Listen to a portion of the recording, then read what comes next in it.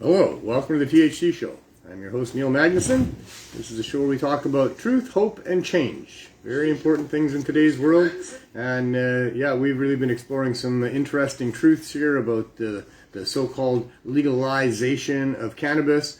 We are trying to provide some hope with the pursuit of low barrier access to cannabis, in legalization. And that's the change that we're really hoping to see here, is that we can have actual legalization with low barrier access and prices that make sense. On the show today, we're going to have 8 out of 10 Glenn from CannaMatch.ca join us for the 420 session. We're going to talk, a regular update. I mean, that's what the show is all about, is updating what's going on with the CSP and the Healing Wave and the raid that we had 3 weeks ago and all that kind of stuff. So we'll update some of that as well. Here in British Columbia, Canada, today they voted to decrim simple possession of all drugs for all British Columbians with a blanket 56 exemption, Section 56 exemption, allowing a person to have up to 2.5 grams of any substance on them without fear of prosecution or seizure. So, I mean, that's a step in the right direction. Certainly, it's not the role of public servants to be involved with what substances people are deciding to use for themselves. The attempt to interfere with that has caused our society huge problems for all of these many decades that's been in effect. That is the policy that drives drug addiction and all of the different problems that we're having with the overdose crisis, and all of that is this whole idea that the government can decide for people which drugs you can have and which drugs you cannot have, and all of that has just created a huge mess. The problem is that the drugs that people demand, and in many cases they're demanding those drugs simply because the government says you can't have them, but in other cases it's because they're drugs that people just desire to have for whatever reason, and they're going to go and find those drugs. And the real problem is that for the last several years there's been a poisoning of that drug supply. For whatever reason, there's been fentanyl, the most powerful of opioids, or one of the most powerful opioids, that has been found in all sorts of other street drugs and has been killing people because of that at an alarming rate. And in fact, that's why the Cannabis Substitution Program was started in the first place. It was in response to this public health emergency, this epidemic of overdose deaths due to fentanyl in the drug supply. Cannabis is the real safe supply.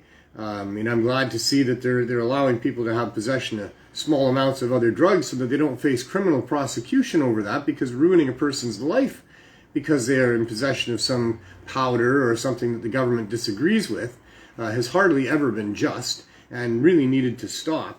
But it's hardly enough at all. I mean, 2.5 grams is not enough for many people that are involved with using many different drugs at the same time, and will have larger amounts than that. So hopefully there'll be some discretion on enforcement when what to do with people that have these, these drugs that are deemed bad and illegal.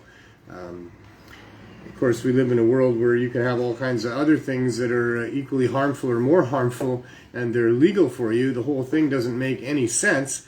It all just makes a bunch of money for people. But at this point, we're going to have a day to protest all that coming up as well.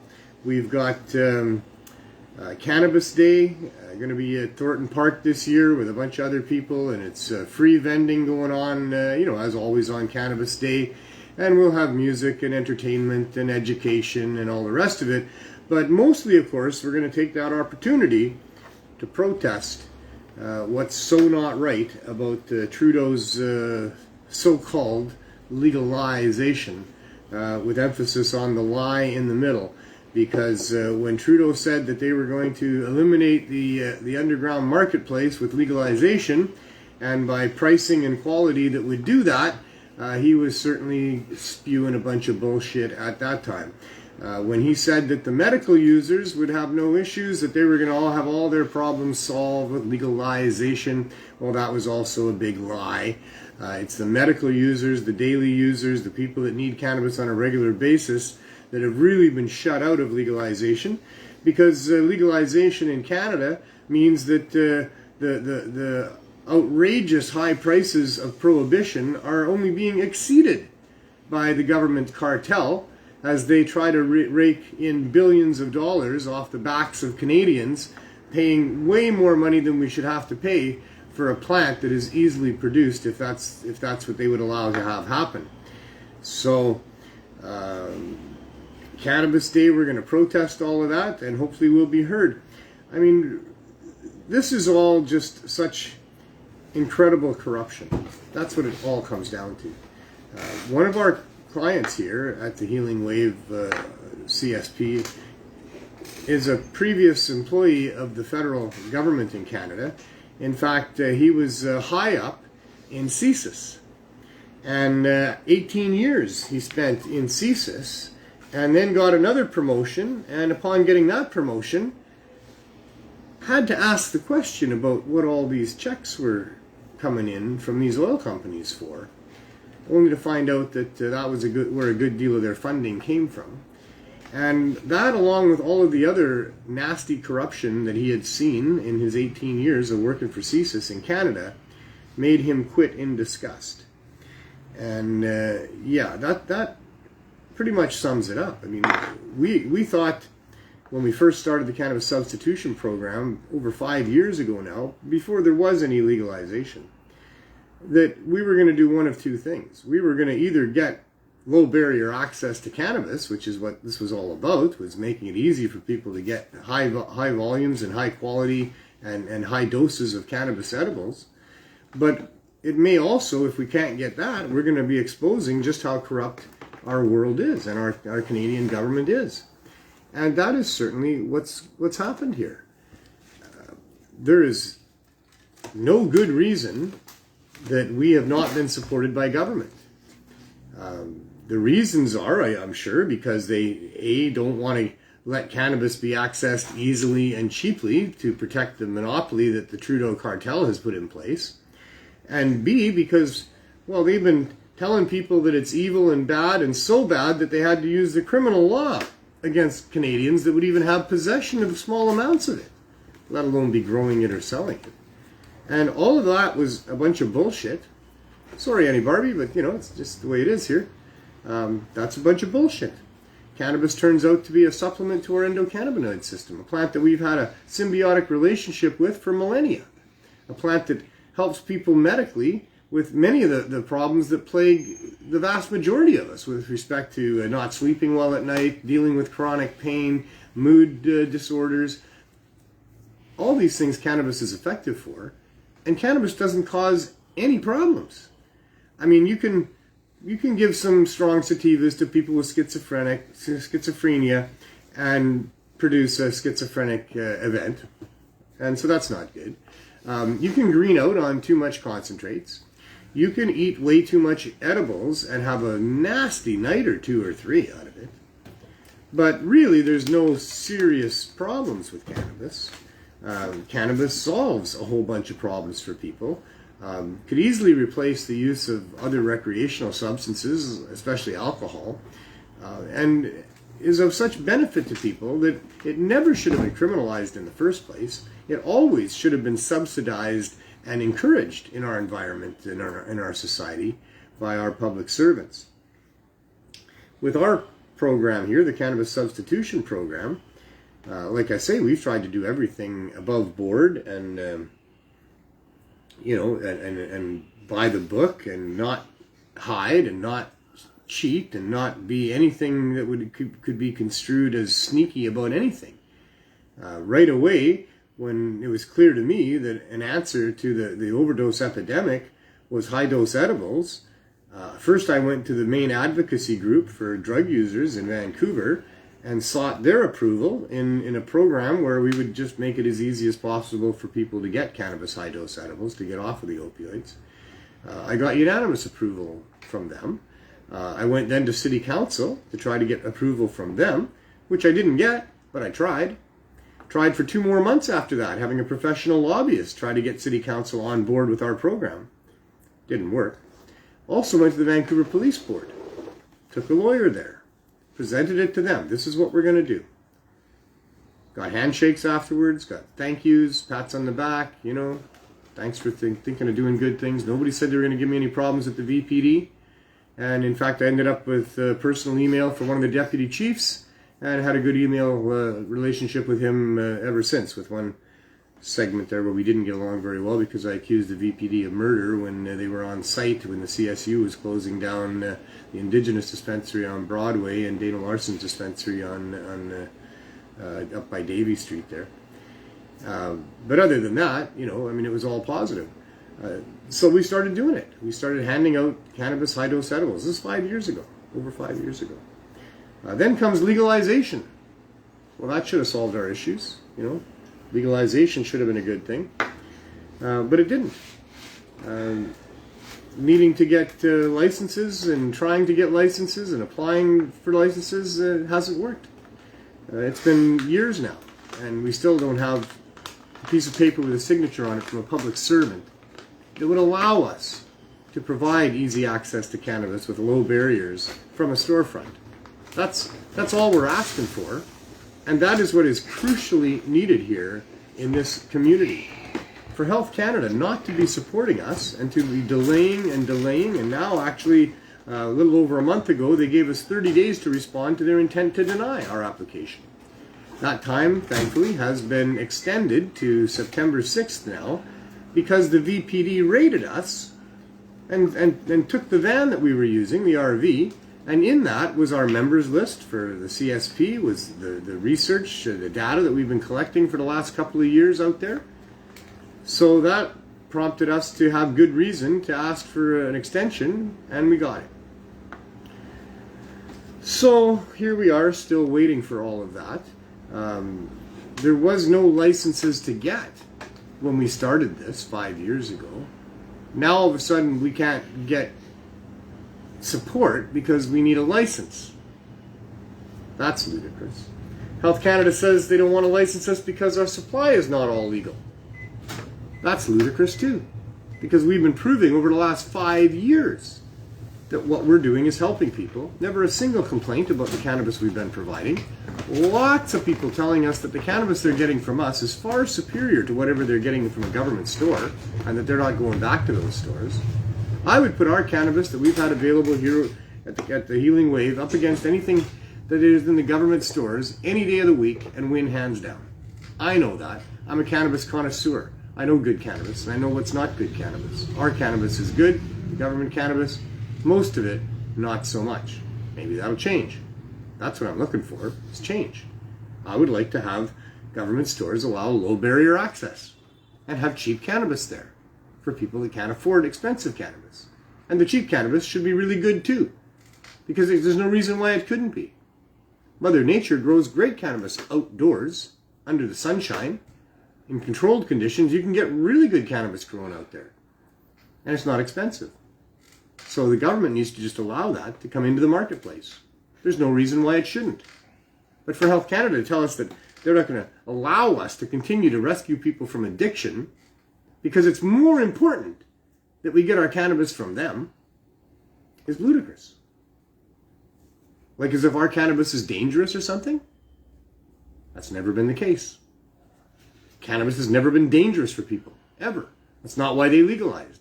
They didn't legalize because there was a bunch of bad cannabis going around and people were getting hurt by it. Not a chance.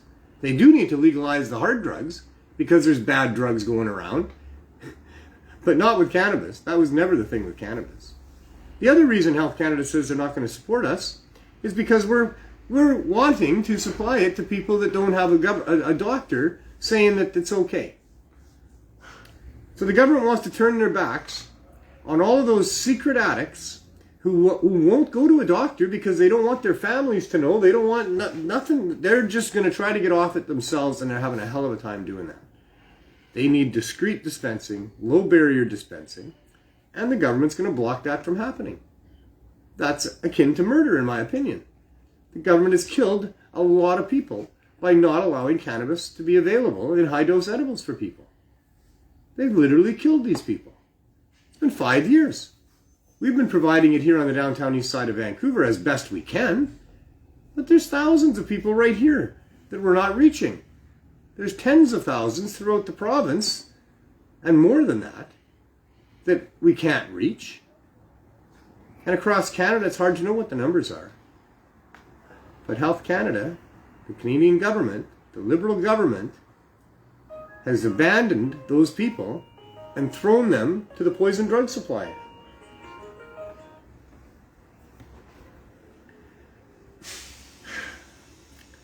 It's so disgusting, and I keep having to bang away at it week after week and try to find the right words to describe just how corrupt things are, just how bad things are. It gets frustrating for sure. But we will continue on, and we are in some sort of flux right now. We're in a very volatile situation with the RV being gone and us having to operate out of a tent. I'm sure the weather is going to be good for a little while, but I'm sure it's not going to be good for a long while. I'm sure it's not sustainable to be operating out of a tent out there. I think that's ludicrous and ridiculous. It's cruel and unusual punishment for a good group of people who've just been trying to help in this neighborhood for the last 5 years. It is so outrageously wrong, but here we are. In any case, I think that pretty much brings us to 420, which of course means that Glenn Wells is going to join us. Glenn from CannaMatch.ca is my guest at 420 for 2.5 years now. Yeah, almost 3 now, eh? Good afternoon. Good afternoon. Happy 420. Yeah, light them if you got them. Yeah, wow, I got one. That's fine. Oh, you got that Emerald Bud. Yeah. That's good. I like that. Yes, nice here. This is from the herbalist. So this is called Emerald God. And we also, I know it's good if I light it, have a couple puffs, and then I don't think about it again for a while. It's just out. I was noticing that the clean burn on it too. Mm-hmm. It was really nice. And we got this firecracker, and that's from the herbalist also. All right. If I can get it open. We seem to be advertising for the herbalist here. Well, I buy their stuff, but I bring it here and share it with you. So, and then it's not paid advertising, which is probably the best advertising. Yeah. Nobody's paying me to lie about their product, and I wouldn't lie anyway. No. Truth, hope, and change. I'm not about to start lying about it. That looks pretty nice. It's called the firecracker. It better not blow up. I was telling people that when you're smoking with them, that you don't know it might just be one of those like exploding cigars that we used to have, right? But no, well, you wouldn't want to stick a firecracker in your mouth and light it. No, because it might blow off your fingers or your lips. You too could be 8 out of 10 Brian, or 8 out of 10 George, or 8 out of 10 Sue. You want to tell the story? What, about my fingers? It's been a while, but you have. Oh, all right. Good. This is why he's 8 out of 10, Glenn. All right, so yeah, because of my fingers, and in Mission, British Columbia, where we live, we have all these signs that say, "Be careful, you live in bear country." And our previous place, we lived in a basement suite, and it had a carport that was closed off, and on occasion there would be bears out there. Not on one occasion, we actually opened the door, and there was a bear right in front of the door, and my daughter was the first person that was walking out, so I grabbed her by the scruff of her collar and pulled her back, slammed the door really hard, and went to the safe and got a bear banger, and lit the bear banger, was going to go back and open up the door, throw it out, and scare the bear away, because you have 8 seconds. Well, because I had slammed it so hard, the bottom lock was a bit loose, and it jolted, and it locked itself, and technically I didn't get it out of my hands in 8 seconds, and I knew it's gonna blow up, and I just stood in front of it and then threw it like that, and as it did, it blew up, and my little girl was right behind me, and she had to go call 911 for me and stuff like that. Yeah, 3 months of ringing in the ears and stuff, but yeah. And then she thought that she was responsible because I was saving her, and I was like, I cried. I said, no, that's not your fault. This is what a parent's supposed to do for their kids, right? Yeah. Right? But yeah, that's how I got. Well, Al the Alchemist is the one who gave me the name 8 out of 10 Glenn, and I've embraced that. Sure. Because it's great. It puts a nice spin on the whole story, right? You can laugh about it now. It wasn't very funny at the time. Oh, no, it wasn't. Yeah. I had to learn how to roll joints again, and still I don't do it perfectly, but I do pretty good now, so. Yeah. Wow. I remember that day vividly during this. Yeah. I was crying online because I did a video when I got back from the hospital and trying to tell a story. And yeah, it was really heart-touching. Yeah. So, I got this video. Yeah. I was thinking maybe we would play it. Oh, it's not going to be good like that. If you wouldn't send it to me, I might be able to show on mine. So this is what happened to us 3 weeks ago here. Look What's happening? They're shutting them down. They're shutting them down? They're shutting them down?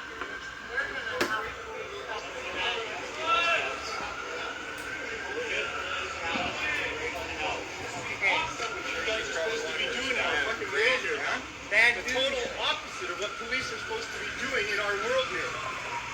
I want a supervisor to give these things to. When is that going to happen?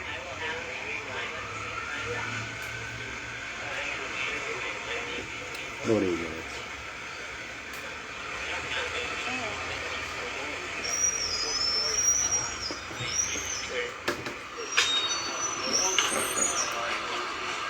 Sorry.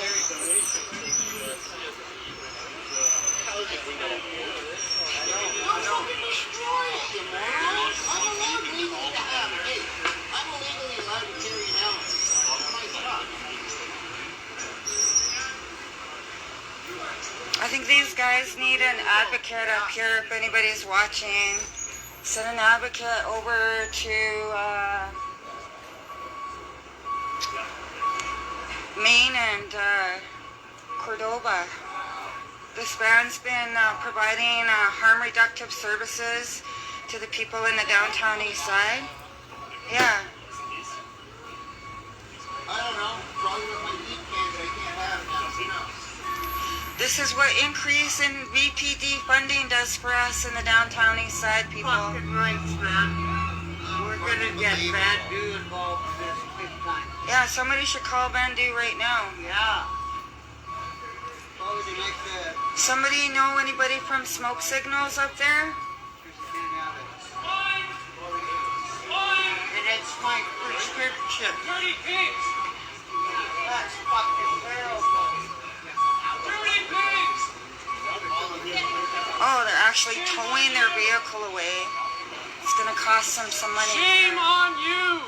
Dirty pigs! Dirty pigs! Is this why you joined up? The usual Is this why you suspect over joined up to there. help See that people? guy? He's a bad You dirty, cop. filthy swine! You make me sick!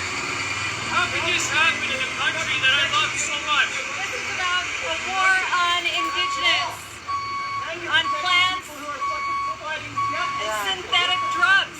This is We're all 2 years away from World War III, and all you guys can do is put your fucking boots on the throat of your own citizens. Say no, and if you don't, you deserve the lawsuit that we're going to be bringing against you.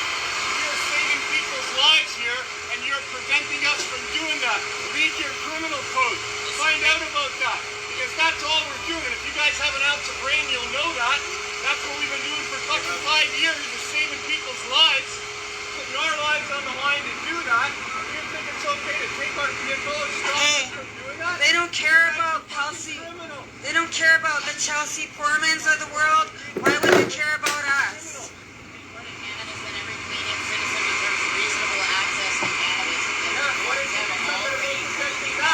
You already shut the blue door down. Now this. What next? You not gonna act on what the Supreme Court said?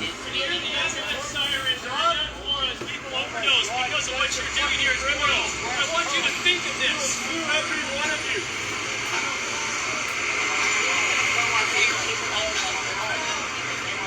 Go tell your families what you did today. Go brag on your families what you did today. Go by the tiller. Hey!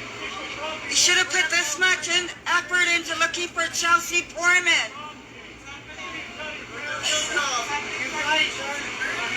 You guys should have put this much effort into looking for Chelsea Porman. These are... Shame on all of you.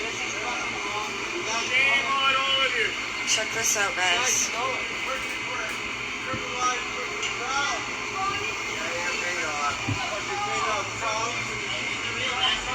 Why people are still selling drugs for me. Looks like a mess. Yeah. Right? They got people making meth on the street. They walk right by it every day. And then they just look the other way. Yeah. Do a real job. Go fight a murder. Why don't you go pick on some women? Taking people. Once you're done with this, you can go pick on our women downtown east side. We know how much you like to do that. Killed a guy the other night for no good reason. Could have used a stun gun. Yeah, at the Patricia. Shot somebody else on commercial. Care about the people down here. It's not what the government cares about. This is where they send you to die. This is where they kill you. A lot of people protesting the seizure of this van, which provides harm reductive marijuana to the community ever since the Blue Door has been shut down. Now this is the second to be shut down. They were selling weed for really cheap, affordable prices, like $5 a gram. Like $1 a gram. That's you, boy. Guys, stop quick. You had an ounce of punch. You know, just wrong today. This is the final straw. I said, how much the government you guys want to work for? You gonna cash those paychecks covered in blood? Oh my God. Yeah. Oh my God.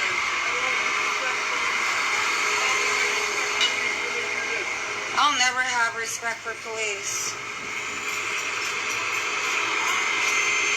They don't like it when you live stream them either. They'll arrest you within a day or two at their convenience.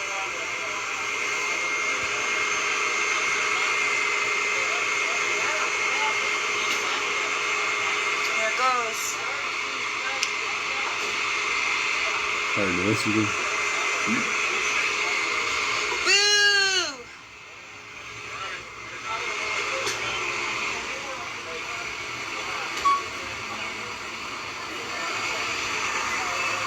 Did you get his number? That guy's notorious.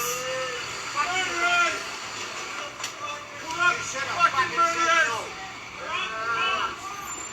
Why don't you go look for missing and murdered women instead of picking on these guys? Or is that too much work for you? Murderers! Represents genocide. Murderers! Murderers! Murderers! Bullies! Go pick on some women like you always do. Takes 12 of you to arrest one little lady. Bullies!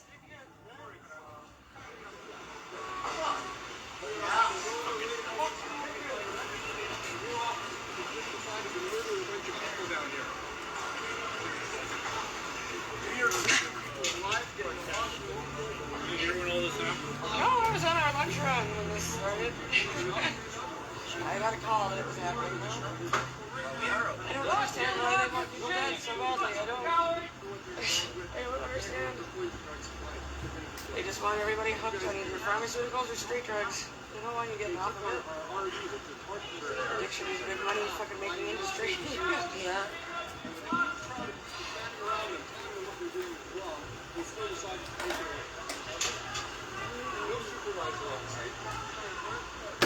I'm extremely upset.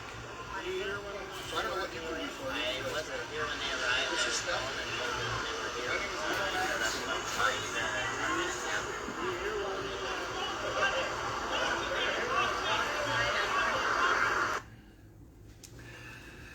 Yeah, that's really hard to listen to and relive that experience. A lot of very angry people there. It makes no sense. I can't understand it. Right? I have a regret from that day is that I didn't think of the hug thing. We could have, all those people that were Could yelling have hugged the RV. hugged you and George and Andrew. Well, they didn't put us in Because handcuffs. that's what they told us to do at 420. I know, right? They didn't put us in handcuffs. They didn't take us away or try to do that. No, but There was no opportunity to really hug anybody out of anything. Adeline and I went and stood in front of the RV yes, there. I remember that. Yeah, But it was clear that they were going to be able to peel us off there and arrest us, and then we'd spend the night in jail, and they would still take the RV away. So Yeah. I didn't think that was wise to fight that battle right there.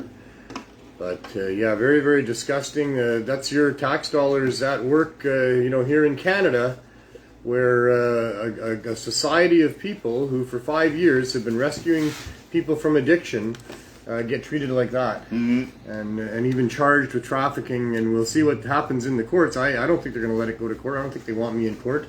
We'll see. I'm going to do everything I can in the meantime to try to get those charges dropped and get our RV back. Yeah. But It'll be an empty RV.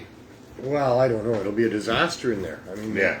It hadn't moved. Anytime we were going to move it or drive it, we had to secure a bunch of stuff. Yeah. And they didn't secure anything. No, and they just lifted it up. And they just lifted it up and drove away, and you could hear everything just, crashing down inside there. Yeah. So, we definitely need another RV. But I need a storefront. Money. I mean, I don't want to be back in an RV, although that would be an improvement on where we are in the tent. Yes. But we need a storefront. There's no reason why we can't have a storefront. There's no reason why we can't do what we're doing here. There's no justification for this. Yeah. The Health Canada, if the government thinks they can just say, oh, well, sorry, but you can't do this. With no reason. Well, in this case, what it is that we're doing is saving people's lives. We have a membership of 268 people that are relying on us. Every 4 days they get a care pack that gets them through to the next one. Yeah. So, I mean, wow, that the government would interfere with that in this way is horrific. It's like, what kind of a world are we living in here? You heard the one guy talking about there, this is happening in Canada, the country that I love. Yeah. Calling people murderers, which they are, because those people are crying and saying, when I'm supposed to go back on cocaine, back on heroin, because you're not here. It's not even in doubt. No. There's no gray areas going on here. We've proven it beyond a shadow of a doubt. The science is in. John Conroy, our lawyer on this, when we were talking with Health Canada, he says there's no point in sending them any more of the studies that are continuing to be produced that show that cannabinoid replacement is a valid thing with respect to opioids. There's no point in doing that because they already know that the science is already clear. Yeah. So if the science is clear that what we're doing is rescuing people... Yeah, it's working. Then let us do it. Then what the hell? I mean, they're not saying... Health Canada is saying we're just going to deny your license. They're not saying, well, we're going to give you a license, but we're going to be the ones providing the cannabis because we can't trust the other cannabis. Yeah. Isn't that what they would say? They would, if they really wanted you to do it. They'd say, well, we can see that your program works. Yeah. Clearly it works. Yeah. Proven that beyond there's no doubt whatsoever. We have hundreds of members that'll testify. We've got 5 years of track record. We've never had anyone harmed, no complaints, no nothing. All these scientific studies, even based on research to do with investigating what we were doing ourselves.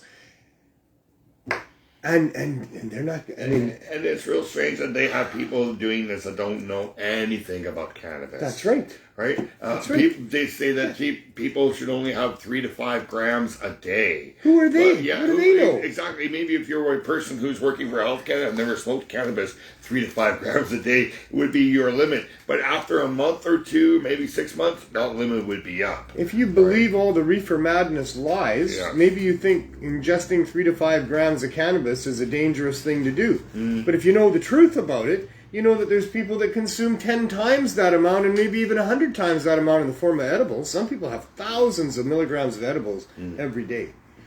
So you're right. I mean, they've never been here. Yeah. We get streams of people coming up to us all day long. We'll go out there in a little bit and maybe we'll see some of that. Although we don't like to put people on camera when we're here. It's not fair to them to just all of a sudden put them on camera. So we really don't show you guys much of that. But if Health Canada officials would come here and spend some time... If they would, yeah. They've never been here. No, they wouldn't. They don't know what we're dealing with. No. They don't know the stories of all of these people who come to us that... because they sit in an office in Ottawa, so I don't fucking care. They think, every drug user is the same. They're all just bad people that made bad choices, and they should really be punished, not helped. Yeah, that's what they think. Yeah. I mean, I remember that. I remember myself... over 20-some years ago, where that was just society's view of the people that were addicted to drugs. Yeah. These are bad people, made bad choices, they probably deserve to be punished. Yeah.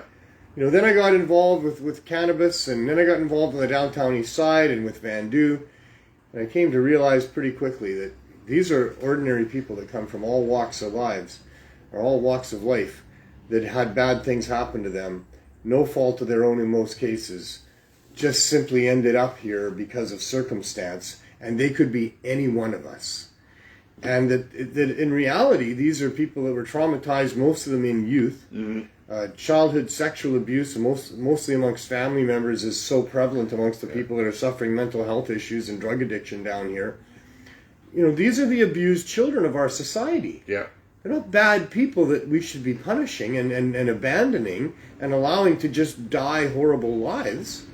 These are the abused children of our society. And how are we treating them? You know, it's disgusting. It's time we stop this. The only reason we're doing that is because of drug prohibition. They want to prohibit some drugs. You look into the history of that, you find out why. To protect and promote other people's drugs. That's it. So now we got a government that's in bed with a bunch of drug producers of all different types, alcohol, tobacco, pharmaceuticals, and they're prohibiting with our tax dollars and the criminal law the use of what is mostly natural plant medicines that people could grow for themselves and produce for themselves. So these evil drug producers and manufacturers of the legal drugs, who are successfully lobbying with big budgets our politicians to protect their interests by prohibiting and annihilating the use of other things that would compete with them, including cannabis. That's what drives drug prohibition. That's why it's happening. It's not because the plant drugs are bad and the ones you can patent are good. No. That's not it at all. That's not at all. No, you look at the deaths from alcohol, you look at the deaths from commercial tobacco, you look at the deaths from pharmaceuticals, and you compare that with the deaths from all the illegal drugs, and they're dwarfed in comparison. Yeah. They don't want you smoking something that'll keep you healthy. They want have a decline in pharmaceutical sales. And then you have these companies bitching at the government because people are getting healthy. Right? Let's make money on the sick. Healthy people don't make pharmaceutical companies any money. No. That's completely against their interests. That's what it is. Yeah. Curing a disease that they're currently providing medication that just maintains some sort of a balance with, but not curing it, is not in their interests. No. Curing cancer would not be in the interests of the pharmaceutical companies. No, definitely not. Because treating cancer is big business. Yeah. It's the treatment of all these diseases that makes them so much money. They don't want the diseases to go away. The more diseases, the better. Mm-hmm. You know? Because then they can make more pills, which will have more side effects. Right? The corruption of our world runs very deep, and it has its tentacles out into so many avenues of our life. And if you're not aware of it, well, don't listen to what I'm saying, because you're actually not as unhappy as you might be if you do. Because knowing the truth about how corrupt our world is enough to drive a person insane. Yeah. It's really tough to cope with. Yeah, you never think. We don't want it to be that way. We hope it's not that way. For me, when I was brought up, maybe I'm like everybody else, my parents told me what the world was all about. It all made perfect sense to me, and it all seemed so nice and wonderful that we were free, and we had freedom of this and freedom of that, and we had public servants that would protect those freedoms, and police that were on our side, and all of that. Yeah, sure. Maybe in the 20s. Never. No, not in the 20s. I know. I'm just joking. I don't know. I mean, probably somewhere, at some time, for some length of time, there's been some freedom. Yeah. Maybe. I don't know. But it ain't here. No. And because it ain't here, it's causing a whole lot of mayhem amongst good people and uprooting people's lives, killing people. I got a message from landlord. He cannot make it. I was wondering about him because he was going to be here. Can't make it. He was throwing up and he's heading back to the hospital. Landlord, just his heart's not in it. Pardon the pun, right? Oh man! Did he get his operation yet? Not yet. No, no, right. But he was given a day pass, and he thought he could come here on the show today and take advantage of that. But he's not feeling good. No. He's on pretty heavy medication. They have determined that he's got some serious heart issues, and he's going, I believe it's for a triple bypass, coming up here within the next few days to 2 weeks maximum. We wish him all the best. I believe he's in good hands. I think the technology is there. Oh, and yeah. it's, I've had friends go through the same thing, and they've been What helping is for it? years. Triple bypass? I think that's what he's getting. And I think that's old news now. They've been doing that for a long time. I think he'll be okay. But what he wanted to come on and talk about was Cannabis Day. Yeah. He's the Grand Marshal. He's enjoyed that title for a long time. Help being okay that he'll be the Grand Marshal. Yeah, we got a month from now. He'll probably be there. Yeah. I hope he'll be there. If not, he'll always be there in spirit for sure. But Cannabis Day is coming up real fast. It's a great time to protest what's going on here. 1 month to go. Wow. Are we going to be ready for it? What is it going to be? Yesterday and today at Thornton Park, we've received reports of the police busting people there. There's been some people there with tents and tables set up regularly at Thornton Park, providing access. That's an area that's really close to the downtown east side here. And so I don't know them personally. I never get a chance to go there. I'm here all day long. Oh, yeah. So you're thinking that if we go there, that might happen? I don't think so, but you never know, right? We've never known. We think our numbers are too big, that they can't interfere. We think the message is too righteous, and they won't interfere. But, 2015 proved us wrong. Yes. They did their very best to wipe out our Cannabis Day protests at the art gallery there. But, as all of these things do, they backfire on them. Yeah. The raid against us that you just saw recently on the show here just a few minutes ago. Yeah. We had more media attention on that than anything else. than we've had in 5 years. Yeah. I try regularly to get media attention because what we're doing here is profound and deserves to be covered and deserves to be supported. And one of the ways of doing that is by having it reported on in the media. But we haven't had much of that at all. And so now we've had a whole bunch in the last 3 weeks since that happened. Today I was invited to a co-op radio program to discuss what has happened here with us. So there's a lot of interest now. I think good things will happen, but then again, I'm an optimist, so I can't trust myself very much. Yeah. I'm not always right. No. But, I'm not perfect either. I try, I got an analytical brain. Try to be the best we can. I try to look ahead and see, what can happen. And in this case, I can tell you, to me, it could go either way. Yeah. We are really continuing to put what we're doing in the face of the authorities. Mm-hmm. We're not hiding now because of the raid. We're right out there in a tent, right where the RV was, with a bunch of signs out there that I'm sure the VPD are not happy to be seeing every day when they drive by, and they drive by every day, 30, 40 times a day. Yeah. So, we'll see what they do. I'm kind of daring them, come on back. Yeah. But this time bring a supervisor, Yeah. But I'm going to preempt that if I can. I've got a number for the lead cop that was here that day, although they wouldn't identify him as such during the raid. They wouldn't tell me anybody was in charge. I was asking for a senior officer or a supervisor, and they wouldn't provide that for me. But now I have the number of the guy who they say is in charge of the investigation of us. And I think he should want to talk to me. If he's doing an investigation... you're not supposed to say nothing because everything you say could and will be used against you. No, I'm going to call him tomorrow. But, and that's what I'm told. Just, zip it up. Don't say nothing. Everything you say can and will be used against you. I don't plan on holding back. I don't plan on lying to him. I'm going to tell him exactly what I've been telling Health Canada. I'm willing to share my application with him. This is what we are doing because this is the right thing to do. Yeah. We've proven that. This is what we've found out. We are the experienced people in this field at this point. Myself, George, Andrew, Jen, and a few of the others who've worked with us alongside of us for the time that we've been down here, we know what people need. We get told every day what works, what doesn't work, what they need, and we know what this situation is more than anybody else in Health Canada, for sure.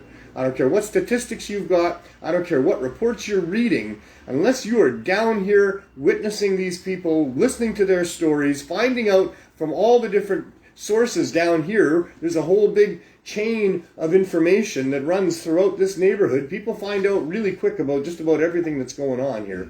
We know what's going on. We're the ones to talk to. Health Canada, You want to find out what to do about the opioid crisis? You actually really care about the people down here and throughout society that are dealing with this scourge? Come and talk to me. I can tell you. I can tell you how to look into getting people off of these things with high-dose edibles. I can tell you how to ask the right questions. I can tell you how to do this. But they don't talk to me. No. Nobody comes and talks to me from Health Canada. And like, why didn't the government use the approach with Aurora? Like, okay, so we have all these centers where we have people detoxing and stuff. Why don't we get Aurora to grow cannabis so we can use it in there? And there would be money for that company instead of them losing their jobs right now. They could be doing it in a better way and providing for all the detox centers and all the treatment centers if they would just embrace cannabis. Right? So our society has been involved in this struggle for all the time since we started the Serious Hope Society. Mm-hmm. It has been our focus and our only focus because it has to be. We have to get this one done before we can do much else. We need to get a piece of paper with a signature on it from some public servant in an office that matters that allows us to do what it is that we want to do. The Serious Hope Society's mission statement is to provide cannabinoid therapeutics for the medical advancement of people's health and well-being. That's what we want to do. We will have treatment centers when we're allowed to do that. Yeah. When we can provide high-dose edibles legally through a treatment center, we will have a treatment center that will work. Mm-hmm. That won't have a 10% success rate, but will have barely a 10% failure rate. Because when done properly, high-dose edibles can replace the use of those opioids and those other drugs, because when high-dose edibles are used properly, which means a person finds for them what is that right dose, it is a hell of a great experience. It is a nice way to live. You feel healthy. You feel happy. You feel invigorated. You feel interested, curious. All of the things that are part of a natural, normal life, people get back when they get off those other drugs. We've seen this happen with the 268 members that we have. Many of them arrived drug sick to our facility and have kicked their other drug habit by using high-dose edibles, and now they come to us with a skip in their step and a smile, and they're functioning human beings, many of them back working productively. Yeah. So this needs to be supported by government. Alleyway. Like, it's an absolute no-brainer, and anybody who witnesses what we're doing and comes and it's a no-brainer. That's what they all tell us. Why can't you get a license from the government? Yeah. Because we live in an extremely corrupt world. That's why. Yeah, they just don't care. And they need to stop being corrupt. It's enough already. There's enough carnage happening already. I mean, I don't know what to say. I can't relate to people who are willing to cause mayhem and ruination of people's lives to make money. It's hard to talk I can't relate to those people. Frustrated, yeah. You know, people who wage war to make profit. I can't relate to those people. It makes no sense to me. No. You know? It makes no sense to me either. There are people out there that does make sense. But it happens. Too. It's happening, and so we need to fight against that. It's kind of like the yin and yang of life. You know, there's the good people and there's the bad people, and there's the good times and there's the bad times, and there's the good ways of looking at things and the bad ways of looking at things. That the world can't be perfect because there has to be a balance, right? It seems to be that yin and yang reality here. Yeah. Where there is positive and negative, and it's everywhere. You just hope that we can bring out more positive than negative. It doesn't have to be an exact balance, but there has to be an opposite to it. It could be like 70-30. It ebbs and flows. Right? Yes. You know, it ebbs and flows. And those of us that believe in humanity and want to have a positive, better world for future generations, you know, we're working to do that, and we need to continue to work to do that. Hopefully we don't get disappointed or disillusioned, and then you know, and then that ebbs back to the negative. Maybe we could say during the Second World War on this planet, it had ebbed to the negative. Yeah. You know, the world was in chaos and horror, and people dying and blood and guts and all the rest of it, dropping bombs. You know, that's when the ebb and the flow had gone back to the negative. Well, we need to bring it back to the positive, and we can. Yeah. And cannabis legalization is the big stepping stone to get us on the right track. You know, it's only the first step. But if we can't get past that one, we can't get anywhere. Because this plant, if we don't know by now in the world that this plant produces cannabinoids that are calming, are healing, you know, and can be used for such a huge variety of things. It was demonized by lies to protect corporate interests. If we don't know by now that this is a good plant and should not have the criminal law used to prevent people from accessing it, then we're in a lot of trouble. I think we're the in world trouble. knows this by now. You just have to pay a little bit of attention. This was not the demon devil plant that they said it was. That my grandmother went to her grave believing that the devil actually did create a couple of plants. God created most of them, but the devil created this one. That's what she told me. Wow. Because they called it, devil's lettuce. the devil's lettuce. Yeah. And, when I told her, I said, Grandma, this is just a plant that God created. Oh, no, he didn't. The devil did it. Came right down to it. That's what she had to spit out. Yeah. Oh, no, he didn't. Oh, wow. Because it couldn't have been a plant that God created. Because look at all the evil that it's done. She was told all the evil that it did. She was told this plant makes people violent and insane, crazy and violent. But there was no proof. Well, but there was newspaper stories about it all over, and proof. We live in the era of fake news. Yeah. They can prove any damn thing they want, and it really isn't new. No. I mean, they wrote this out of the pharmacopoeia. They eliminated it from encyclopedias. They, all the good stories about cannabis got buried. Mm-hmm. Even the fact that the United States government had to engage in a cannabis production campaign to make up for the hemp that they couldn't get from the Philippines because Japan had blown up the fleet that was bringing it there, and they needed it to make all the different fibers for the war machine that they had. I mean, even that they tried to bury and hide this stuff. And fake news, fake news, fake news. The truth is, this is the best plant on the planet. Yeah. This helps people in a variety of ways, from nutrition to keeping warm at night to fueling your homes and cars to getting a sense of euphoria while you're healing from some trauma. All these wonderful things that this plant provides for us were hidden from us and lied about for decades to try to protect corporate interests or things that they could patent. But by now, we should all know better than that. We should all be able to really shake free of all of that, give our heads a shake and go, wait a minute. Mm-hmm. Enough already. Stop using penalties against people growing plants. Stop putting limits on how many cannabis plants a person could have and how much you can possess at one time. This is all ludicrous nonsense. There's no justification for it at all unless the reefer madness was true, which it ain't. Yeah.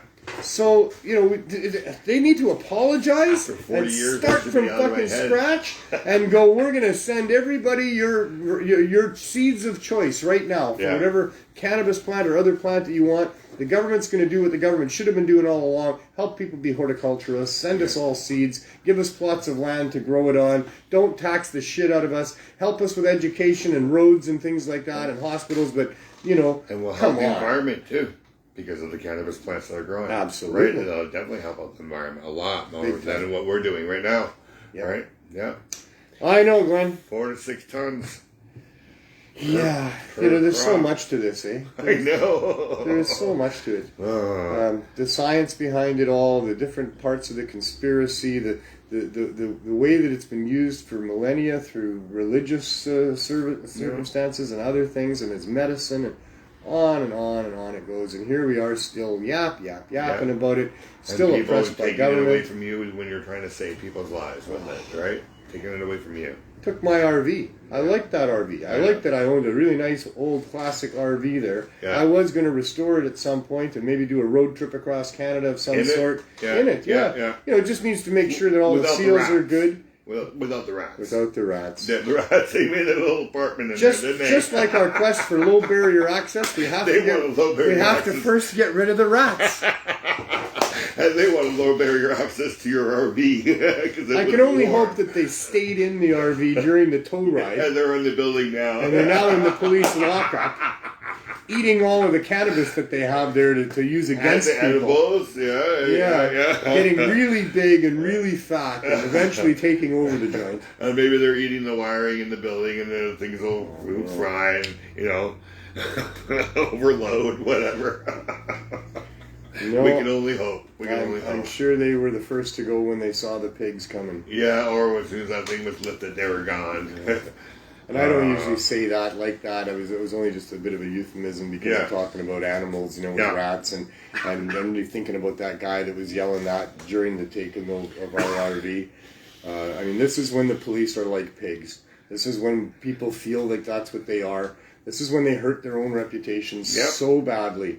You know, when they're coming in and doing this, and there's a street full of people that are yelling at them that they should stop what they're doing, that they should be ashamed of themselves. But they're being told what to do, right? Well, I know, but still, these are public servants. I know. And when your bosses are telling you to go and do something, but the public is outraged about it right there in your face like that, they should be calling their bosses and saying, hey, maybe this isn't the right thing to do.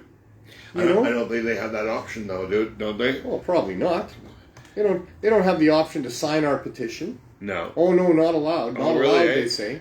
Oh. I guess I should mention, this is... Oh, really? I didn't know that. Yeah, they don't have that option. Even the sheriffs don't have that option. No, I can't sign that. Part of my agreements with work and stuff like that. Oh, wow. We had a sheriff here, very supportive the other day, asking what happened, telling us he walks by every day for the last year and a half with us out there. He said he's never thought it was any problem with us. Yeah. Why would the police use tax dollars to raid us like that? Like as if we're some sort of a criminal group, as if we're hurting the neighborhood somehow. I mean, we're not the ones poisoning people. No. We're the opposite, right? Yeah. That's what I said to the cops when they were here. This is the opposite of what police should be doing in this case, They should be protecting us. They should probably have a cop stationed right out there just to make sure we don't get robbed, although nobody's going to rob us because everybody loves us in this neighborhood. Yeah, they don't do that. That's how much they love you, right? Yeah. Yeah, they don't rob you. They don't walk up and say, give us all your weed because we're going to go smoke and sell it to someone else. So we have had zero of any of that ever in this neighborhood because people know that the hard drug dealers appreciate us. They know we're trying to help people. They're not trying to murder people. No. People selling drugs to people on the street here, they're not trying to murder their clients. No. They're not happy about their clients dying either. There's a demand. They're there because somebody's going to be there. Yeah. When the government creates a vacuum like that by saying you can't have this, and then people go, well, who the fuck are you? Sorry, Annie Barbie, but this is a serious show here. Who are these people that are telling you can't do something? Kids don't like being told even by their parents that they can't do something, and we all know about the terrible twos and the rebellious teenagers and all the rest of it. Adults are worse. Adults getting told they can't do something by a corrupt government. A lot of adults don't have their spirits broken by that time, and they're going to do what they're told not to do just because they're told not to do it. That's a real thing. The government has very big responsibilities in what they tell you can't do. Mm-hmm. Because there's a number of people that are going to do it just because they're told that they can't. Yeah. And so there is going to be somebody supplying the demand if the demand is there. Yeah. If there's people holding out money saying, get me what I'm not allowed to have, there will be somebody that's going to get them what they're not allowed to have. That's the way it works. That's nature. You can't. That's a real law.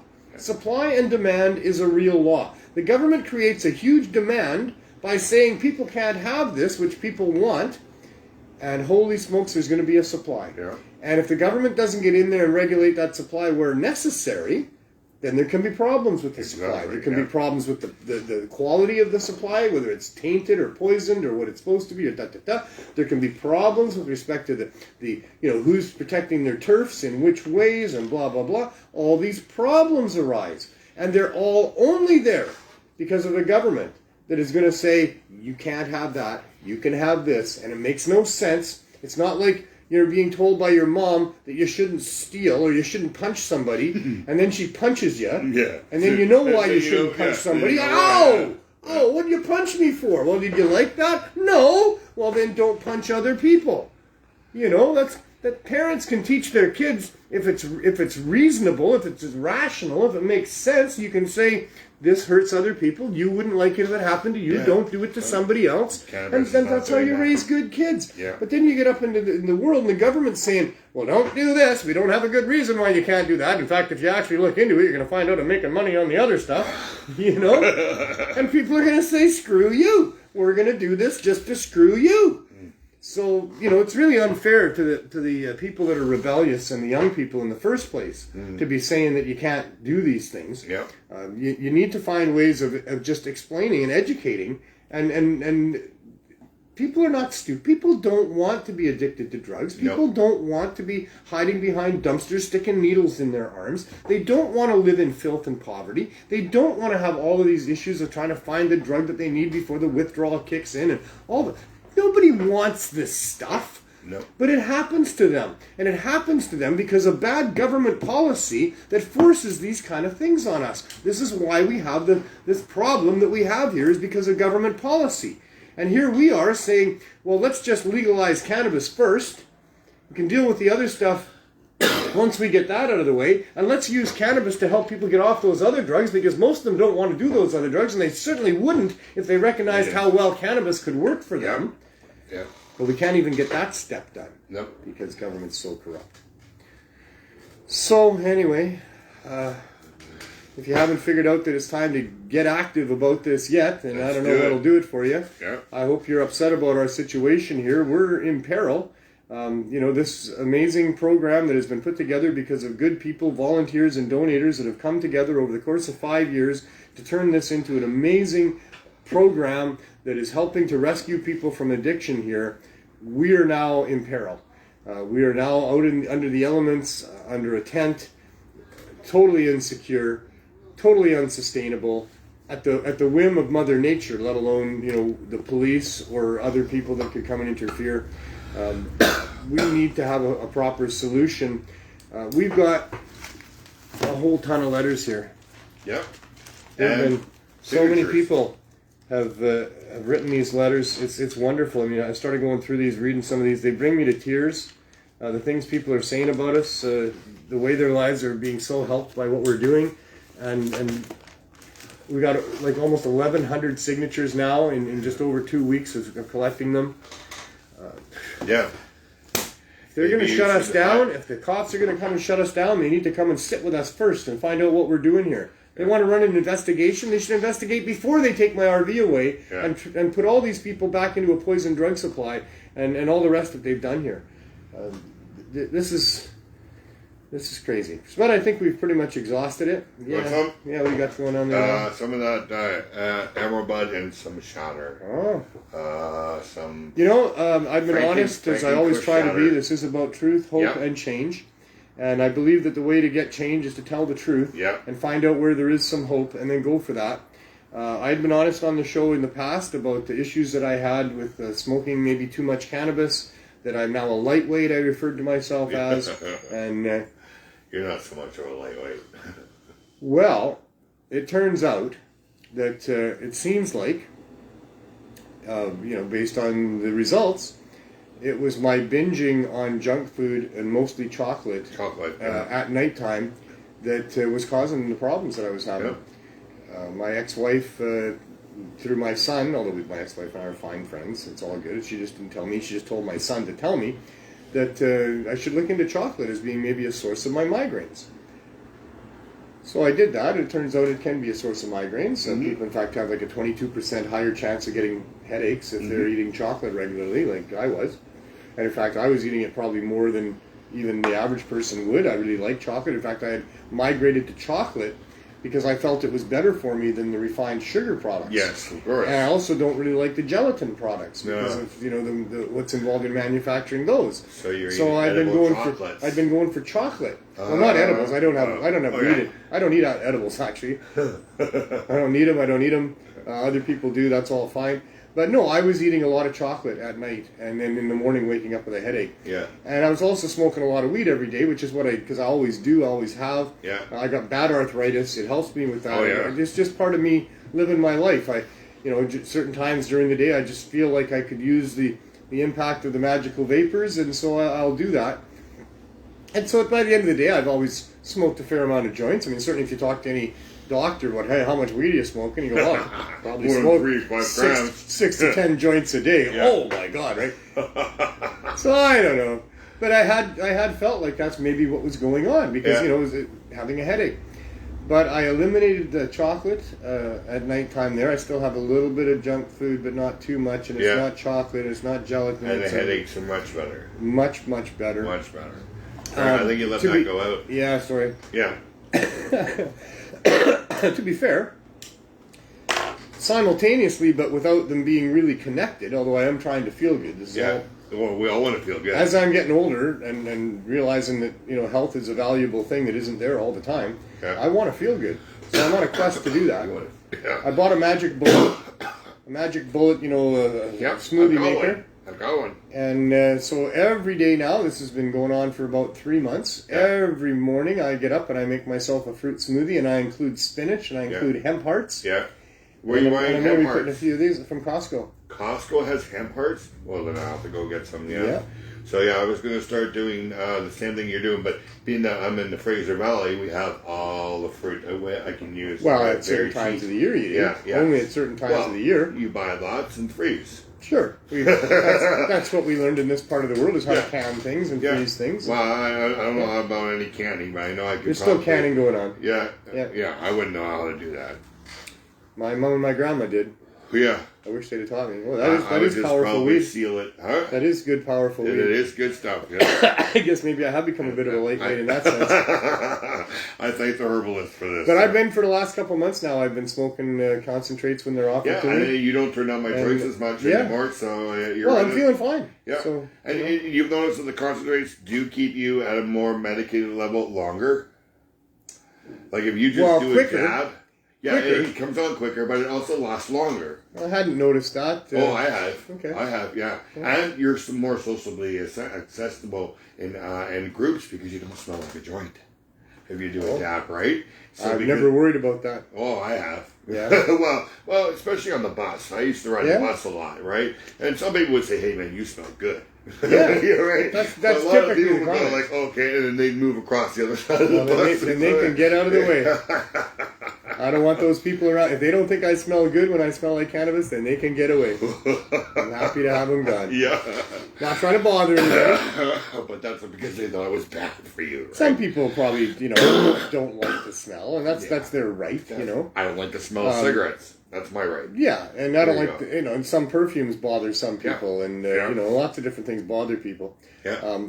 I don't sidle up against somebody smoking a joint and blow it in their face. No, neither do I. And if I see a kid coming down the street and I'm smoking a joint on the street, I'll not puff until the child is passed. Right? Sometimes when I see people walking down the sidewalk, I'll purposely blow smoke in their path. Or let the wind do it. Just trying to represent Vancouver properly. Sometimes I let the wind do it. If I know that the wind is blowing that way and there's people behind me, I'll let it go and it's just... But if I somehow knew that the person walking up the sidewalk didn't like the smell of weed and didn't want it, then I wouldn't have done that. Yeah. I think I'm trying to be a nice person. I hope we're all trying to be nice people all the time. There are people that aren't, and that's we don't have true. ESP even though we smoke cannabis, so we really don't know, right? Random acts of kindness I never quite understood that. Why would you only be kind, like, randomly? Yeah. Be kind all the time. Why would you not be kind? Try to be kind. Try, sure. Because of the yin and yang, you're going to have days that you can't. Oh, man. In my effort to be kind to people throughout my life, in many cases I've hurt people. I found that out. That I should keep my nose out of people's business unless they ask me questions. And if they ask me questions, I should tell them. This is just my opinion. Yes, it's just my opinion. I can give you advice. Yeah, and you can either take it or leave it. Well, it's worth as much as I'm charging you for it. Yeah. That's how much it's worth. Yeah. You ask me for my advice, I'll give it to you. You don't have to take it. It may be completely false. Yeah. I don't know. I try to be truthful and accurate. I'm living a life. I'm finding out things, but I find out that I thought I knew things lots that aren't true all the time, and that's just the way it is. Yeah. And the more you know, the more you realize that there's a lot of things you don't know, and there's a lot of things you think you know that probably aren't true. That's true, yeah. Especially as we were talking about thinking governments are good. Governments care for you. Oh, yeah, sure. As long as you pay them. Yeah. Oh, wow. How do we fix it, eh? Yeah. I know John West, he wanted to come on again today and talk more about voting none of the above. Oh, yes. It's a shot in hell. Yeah. Because how would you ever convince the majority of people to not vote for something when there's all those parties telling them they're going to give them what they want, even though they're lying and they're not going to do what they say they're going to do for you? But, people have very short memories. And John says, well, we'll just have to remind them that these are scumbags and they've lied to us every time, we before. Just play Brewster's Millions or something over and over again, isn't it? No, not where he has to run for office. And what's the name of that movie? His name was Joe or something. They voted. Oh, my name is Joe. Yeah, something like that. I don't know. Something like that. Yeah, you remember the movie? And everybody ended up voting for him at the end or something like that. It was almost like None of the Above. I can't remember that name. So there's supposed to be some mechanism that kicks in if enough people spoiled their ballots or wrote None of the Above on it.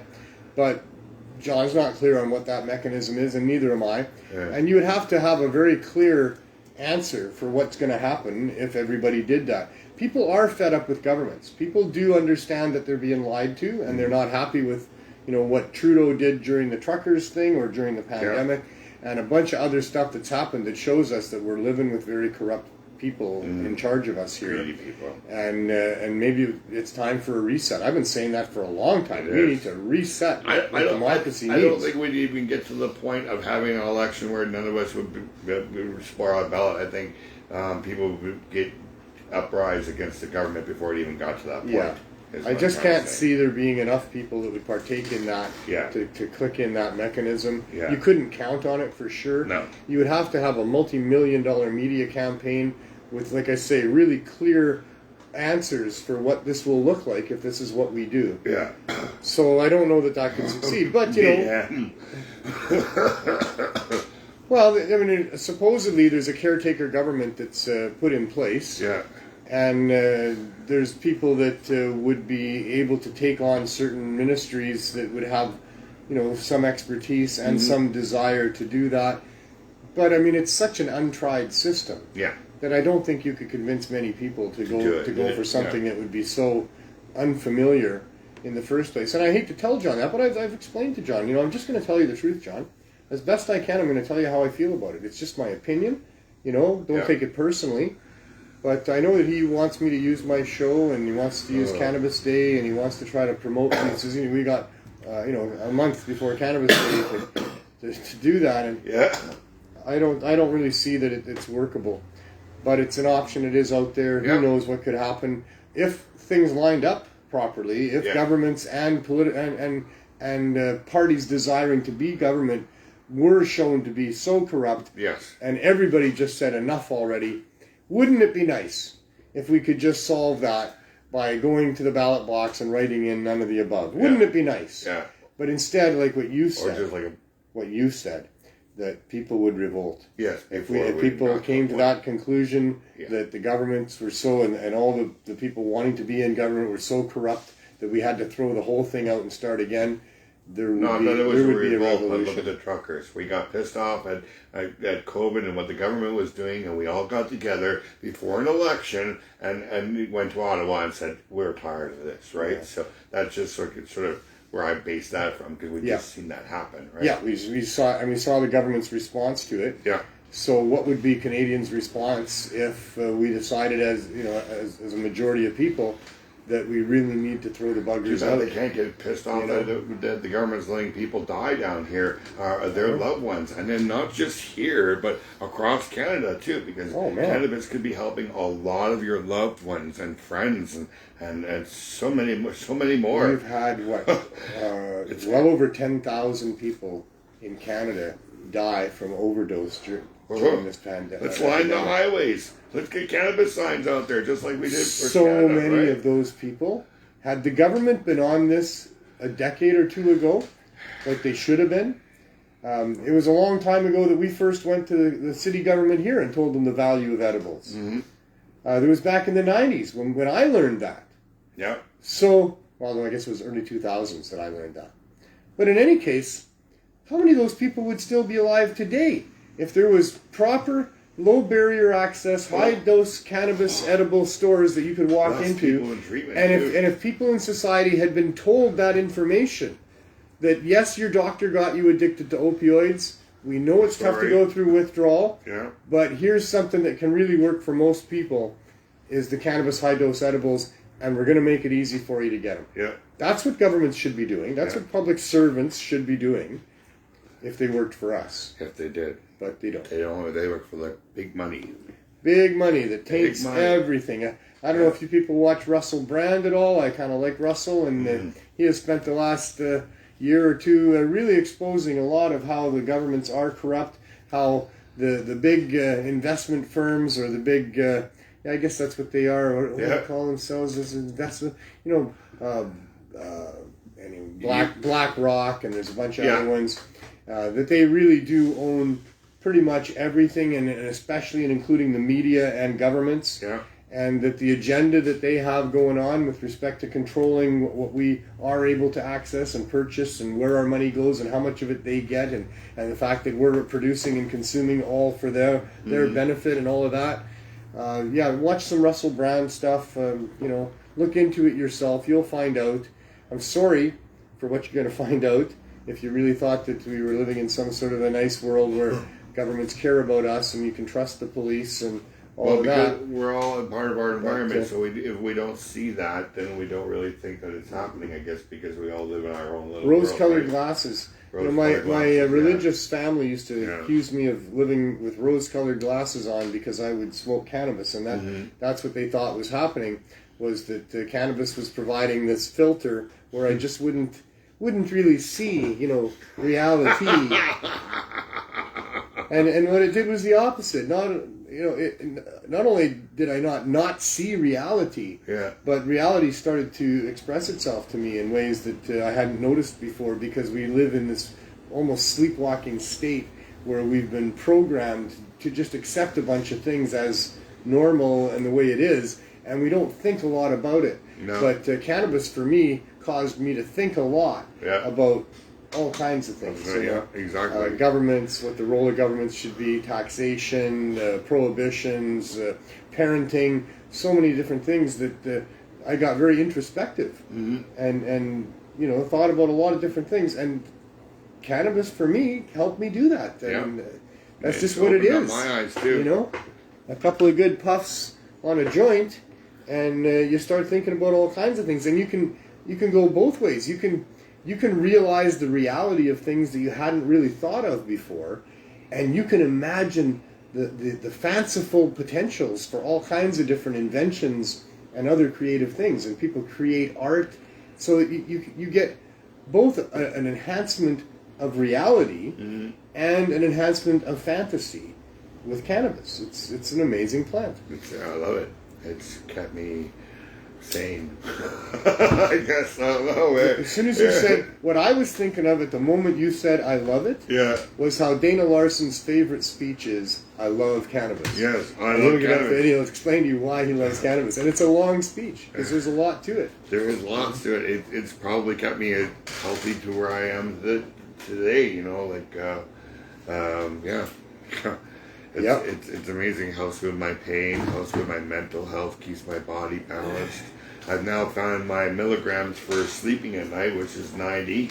So every night now I can just take 3 30-milligram pills and boom, right? 90 to 100, right? But I'm doing that. So. Finding those right levels of things? Yeah, so where I know that I'm going to get that good night's sleep, right?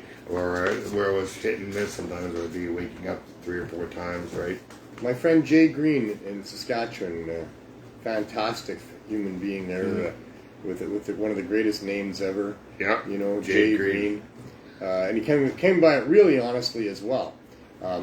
He was adopted into the Green family. Yeah. And his name was Jay. Yeah. So, it's not like anybody was purposely putting Jays and Greens together. Oh yeah, okay, I get it. Yeah. He's such a great human being, and I met his cousin one time on a freedom tour that I was on, and his cousin had just recently discovered that cannabis could help with his insomnia, and he was in his early 40s, I believe, at the time, and he was so pissed off that the government had been lying about cannabis and withholding it from people, and there was this natural herb that he could have just grown easily. They're all farmers in Saskatchewan. Had a better life. And he would have had a so much better life, Yeah.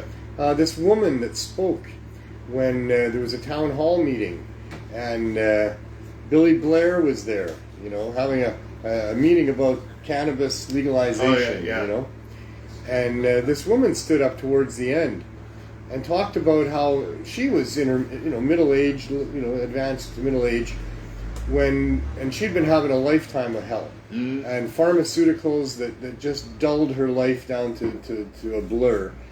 And one of her relatives convinced her to try some cannabis, and now she had tried it, and she had gotten her life back. Yeah. And how profound that was. And she brought the place to tears. Yeah. And Billy Blair, too. Oh, wow. And so when I chased him down, I didn't chase him down. Yeah. I went up to the stage when it ended and talked to him and continued talking to him all the way through him getting all the stuff together, walking out the front doors, walking to his car. Mm-hmm. I just stayed with him that whole time and talked to him about, and this woman. Yeah. And he said he had heard similar stories in other town halls all across Canada. Yeah.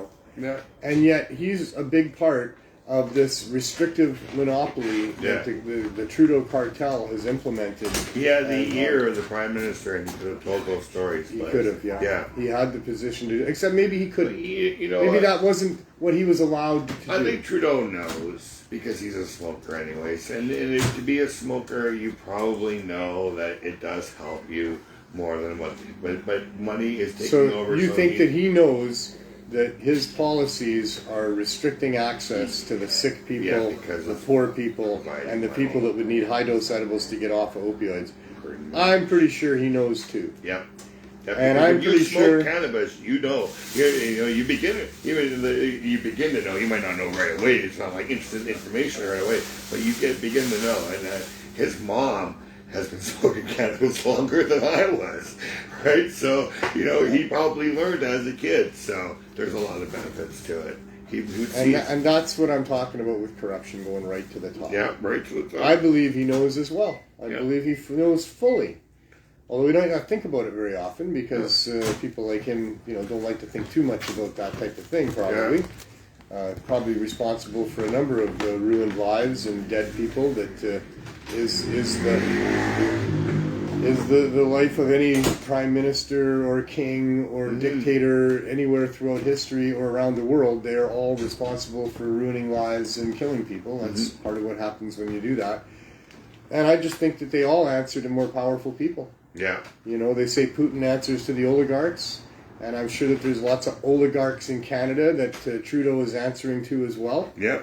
And that these people, many of them nameless and faceless, but ultimately, richer than anybody could imagine, are really the ones that dictate what he can and cannot do and what he will and will not do. So that's what it seems to me, because if that's not the case, well, then he's an evil piece of shit. Yeah. Because, yes, I think he knows. Too, right? It could be possible, too. Greed can do that to you, right? Yeah. Greed can do that to you, yeah. so. Well, he's an evil piece of shit for going along with it, although there's all kinds of things in play there, Yeah. You don't get to be Prime Minister of Canada without, surviving the threats and the bribes that is lobbying in this country. Yeah. So, maybe I'm cynical. You think I'm just cynical, Glenn? You don't think it's like that? I don't know what the meaning of cynical is. What does it mean? It means I have little faith that they have our interests in mind. No, you have lots of faith. No, I have little faith that they have our interests in mind. Oh, that they have our interests in mind? Yeah. Well, I would say we bring taxes and money in some form. We buy products and stuff like that. So they kind of would. Well, I guess when I say our interests, I don't mean just you and me. Yeah. I mean the interests of the people that we're trying to help here. We're a business. We're a business? We're a business to them. The government. Yeah, we're a business. And these people are the problem customers. They don't buy much. No. They steal sometimes. And they want help. They're actually more expensive. And they want help. They're expensive. Yeah. Yeah. Yeah. So let's not help them. Right? Well, right. Exactly. And they'll just... Well, you want to eliminate those people from your business. It's not personal, it's business. It's business, that's right. Right, right? That's a 100%. famous line that Trump used to say, right? On his show. It's not personal, it's business. And that's what the fucking government's running by. Right? Exactly. It's not personal story. It's not you, it's just business. This is how we have to run the fucking country. I haven't talked about that on the show for quite a while. We've been doing the show for 2.5 years. It just came up, yeah. But, you probably remember my take on the two different types of ethics in this world. Mm-hmm. That there's human ethics, where we care about each other, we care about humanity, the environment, people's feelings, their friends, their family, all those things. Yeah. And then there's business ethics. Yeah, and business where all you care about is profitability. Yeah. How can you maximize your profits? Exactly. How can you eliminate the competition? All of those sorts of things. And we need to have governments that are running on a human ethics model. Yeah. And we don't. We don't know. We don't. No. They're running out of business model. And that's because the money is it's a bigger, fucking more powerful, giant monster than us. Right. But you know what? That's what they want us to think. But if they're more scared of us all getting together and then taking them out, because we're a lot more than they are, but they just keep us thinking that they're powerful and we're not, and that's not true, because when we get together, if we could unite, we can make a difference. Absolutely, we are more powerful for sure. But they are very sophisticated in their understanding of how to manipulate situations. They'll throw us in fucking jail. They'll cause wars to distract from our ability to gain freedom. They'll do all kinds of things. It's been proven over and over again. They are a very sophisticated, well-armed group that is really in control of what's happening on this planet, and we are sort of slaves to them. But, there's lots we can do, and then we have to do it. And why wouldn't you do it? Of course you're going to do it. A lot of the reason people don't do what they need to do to oust these people is because they don't know that they're enslaved by these people. No. They don't know that the world is really run by a bunch of evil. That we're being gouged every time we turn around and buy something, and the prices of these things shouldn't. And we don't need to use gasoline for powering things, and all the rest of the things that are upon us here. Most people aren't really aware of all of that, and so they're living, and that's on purpose, right? Yeah. I mean, we're distracted, entertained, fed alcohol, kept angry, all of these things by that group, that evil empire of corporate greedy bastards that wants to manipulate us all. And so that's how they keep us in that state and don't allow us to get united and organized like that. Yeah. But we have great power in numbers. We know. And things are always in flux. There's not we're not locked down yet. Yeah. They're working hard on it, and we're working hard on not being locked down. Yeah. Right? Maybe Ottawa was the world showing that, hey, maybe we can make a difference, because. Oh, you can make a difference. For sure you can. Right. Oh, man. One person can make a huge difference. That could be the beginning of it, right? Human beings are funny things, man, I'll tell you. And some things just take off, like fads take off. Yeah. If you can get things to go viral, all of a sudden you can change the whole mindset of the world. Yeah. Memes are very powerful because they can, if they really spread fast and they have a message that really resonates with people. And that's why I say John West's idea isn't completely hopeless. No. There could be things that happen in the world that shift everybody's mindset. Yeah. But, to get it to go that way, that's another story. We have that right in front of us. I lied about cannabis, right? But it's not producing the shift that we should, right? Right? We can save the planet a lot better because it takes in more carbon dioxide than anything else that it grows than a tree. Right, we can help people's mental health. It's food. We can have maybe less starving people in the world because we'll have fibers from the plant, and our homes will be better, fireproof. Cannabis bricks are the most fireproof. Oh man, so many ways that our lives would be improved if governments would let go of the restrictions on cannabis and start encouraging its use in all of its different ways of helping us. So much of our society would be better off if that happened, for sure. How you get there? Starts with C, just like COVID did. Come on, people, let's start making a difference. Like, fuck. Yeah. Wow. Everybody just do their thing. Yeah. That's why I keep talking to people about write a letter, make a phone call, do something, join the group that's doing that, because what we're looking for is critical mass. We're looking for the 100th monkey. Yep. We're looking for the straw that's going to break the camel's back. Yeah. That's going to be when that, maybe it's one of these letters here. Maybe it's this one here. Mm-hmm. Who knows? I should probably randomly read one of these. I don't know. I'm not going to, because I would have had to prepare it ahead of time and read it ahead of time maybe you to know what it's going to say. But next week, it has personally benefited me. This is a letter to Health Canada. This is a long-time BC, Alberta Canadian. I sit here today, writing to you today at Health Canada, to point out the plain fact that it has been scientifically proven to create the receptor, to increase the receptiveness and productivity of the creative, intuitive parts of the mind. That's why you got to read it first. And you want to read them all first. But I'll tell you, there's so many. Maybe one of those letters is the one that's going to do it. Maybe somebody's actually going to read these letters at Health Canada, and maybe it's going to actually get them. You know, maybe there is some place still there, and they can get them. Well, we have like 100 people at Health Canada to be hit in the heart. Well, we're sending these to mayor and council. We're sending these all over the place because, you know, one way or another, we want to get this done. It's so important. Yeah. You know, this is not nothing. This is really super important for this planet at this time and society as we know it. The idea they want to transition from prohibition to legalization without having to actually come to that point that they need to come to, where they say, we were wrong, we are sorry, we will never do this again, and we're going to make this right if possible, and then start from scratch with respect to cannabis and how they treat it. And us, they're trying to get away with that. For 100 years, it'll be 100 years coming up this January, that Canada has used Canadian taxpayer money to restrict and prohibit the access to cannabis at great cost to our society. Enormous cost to individuals in our society. Those individuals that got criminal records and had their lives ruined because of that. Those individuals that were sick and could have benefited. All those children that would have not had all those epileptic fits. Seizures, yeah. You know, the amount of seizures that the epileptic community has had to suffer because of restricted access to cannabis breaks my heart. Mm-hmm.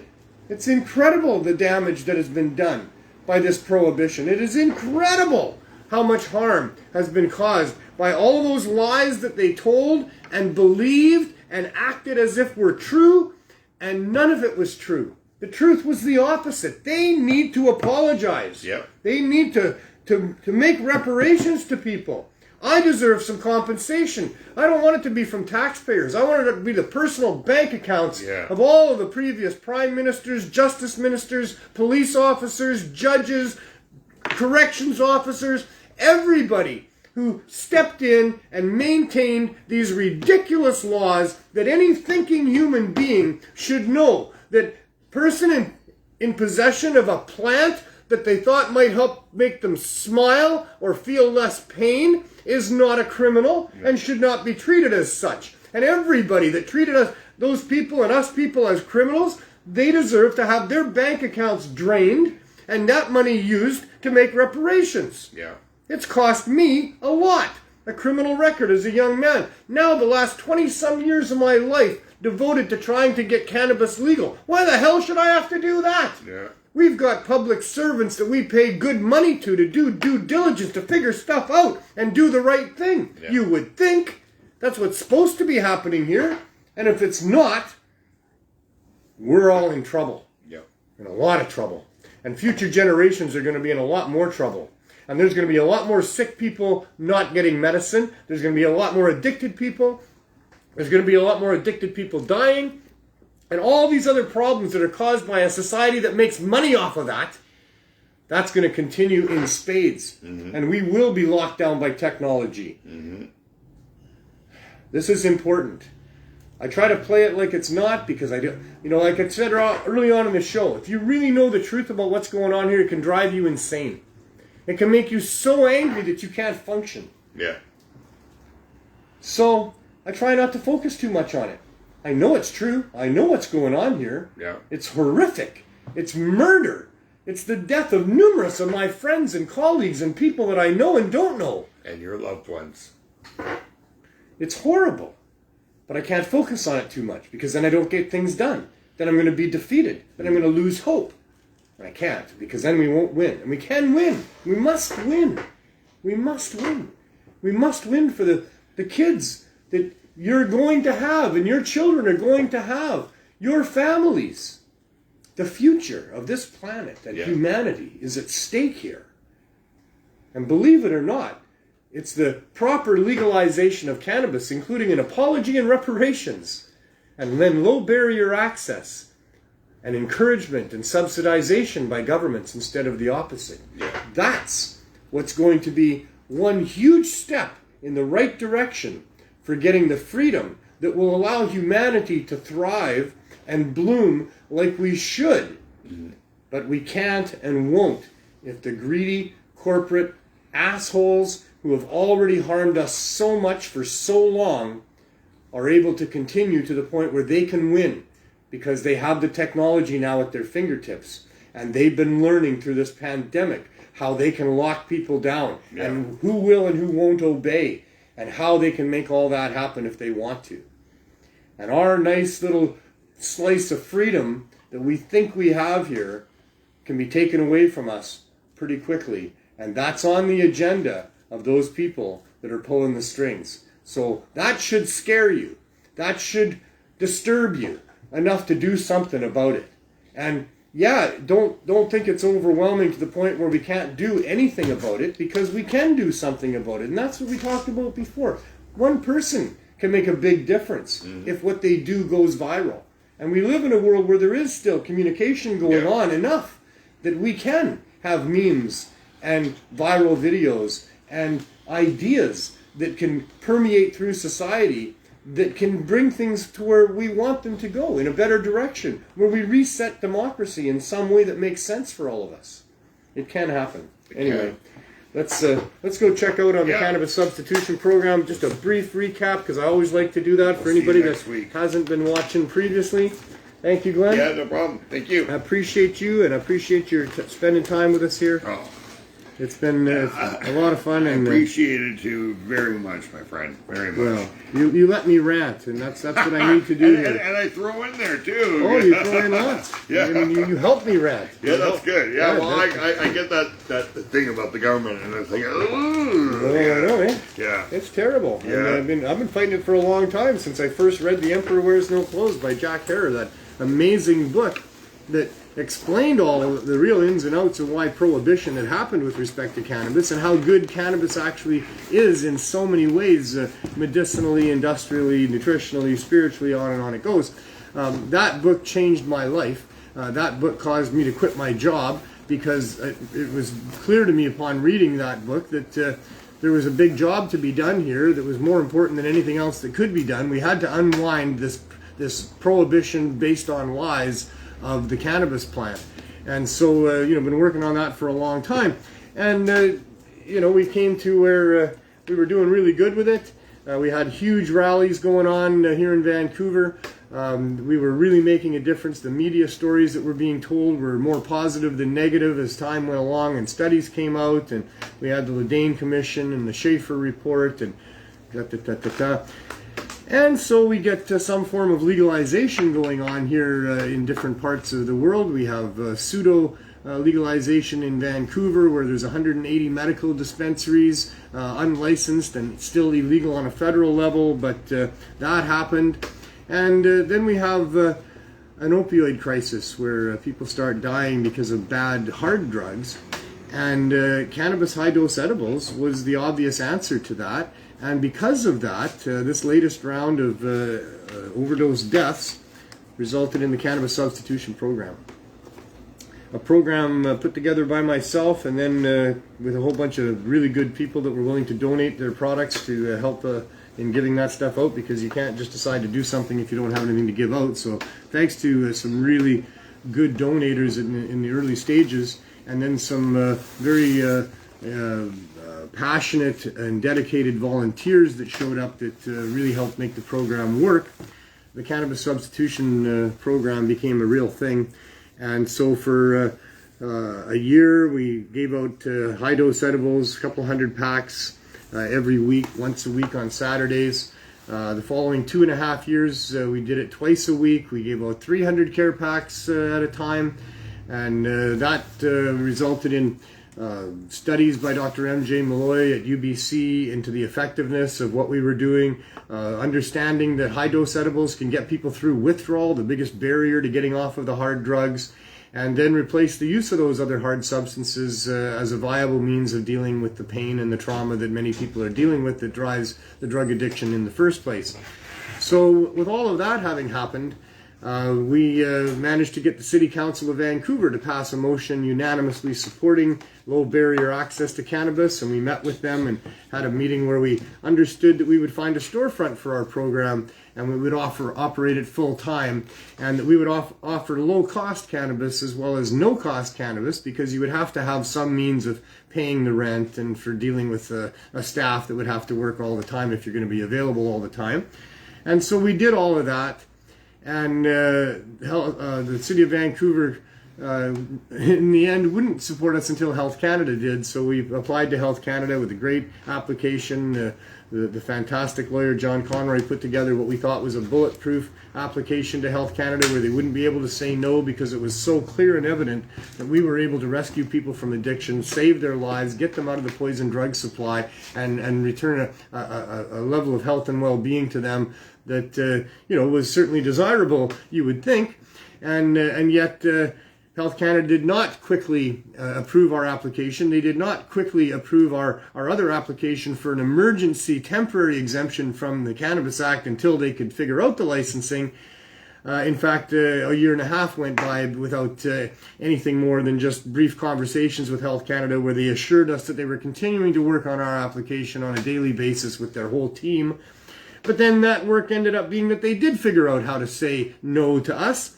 In fact, it was just over a month ago they gave us 30 days to respond to an intent to deny our application, because all of our cannabis wasn't illegal, and because we were willing to supply it to people that didn't have a doctor supporting their use of cannabis high-dose edibles. Something that we felt very confident that we could respond correctly to, because a number of different reasons for all of that. They can easily supply us with cannabis if they want us to have a legal supply, or they could easily license the suppliers that we've been using for 5 years that are trusted. They could accept that we are able to test everything that we put out to people, and that there's been no harm caused at all in 5 years, and that they could maybe give us just a temporary exemption for maybe a year and a half when they would review it and see, or something like that. But no attempt whatsoever on the part of Health Canada to work with us to figure out how to make the program work. Just we're about to deny you, but here's one last shot, because probably legally they have to do that. So we were in the middle of responding to that. Meanwhile, I guess to mention for those who haven't seen the show before, not getting a quick response from Health Canada meant that 5.5 months after being in the storefront, we were forced, because of a landlord who was afraid of repercussions if he didn't, we were forced to be out on the street, and we bought an RV, and we'd been operating out of the RV parked in front of the shop for all of the time ever since, almost 2 years now. And now, 2 weeks ago, right in the middle of that 30-day span that we were given by Health Canada to respond to what they said, the VPD came and raided us and seized the RV and charged myself and 2 of my other people here with trafficking against the Cannabis Act. How ludicrous that we would be treated like criminals when we've been doing so much to try to save people's lives here and succeeding at it. Absolutely makes no sense. But at this point, that's what's going on. We, of course, didn't stop, won't stop. If they put me in a cage, maybe I can't figure out how to get out of it, then I guess I can't be here. But short of that, we will not stop helping people. We will not condemn these people back into the poison drug supply, with being now the last outlet in the neighborhood for people to get cannabis in ways that will work for them. So, we're still here, and my team is still dedicated. And so even though we're at risk in several different ways and what have you, we are still providing all of our services to the community as we have been for the last couple of years. We're doing it from underneath a rally tent and with a bunch of angry signs in place. And so that's what's going on. We're going to go out there and have a look and say hi to the folks outside.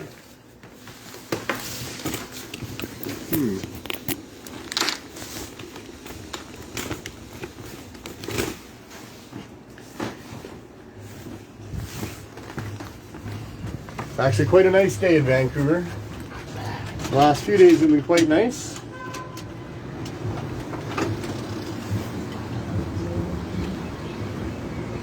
So here we are, and there's where our RV was. There we are working away, helping people out. I want to walk right by and show you the signs that we have out. I see we're missing one. I don't know where that one went. We're missing 2. One of the problems we have is wind, for sure.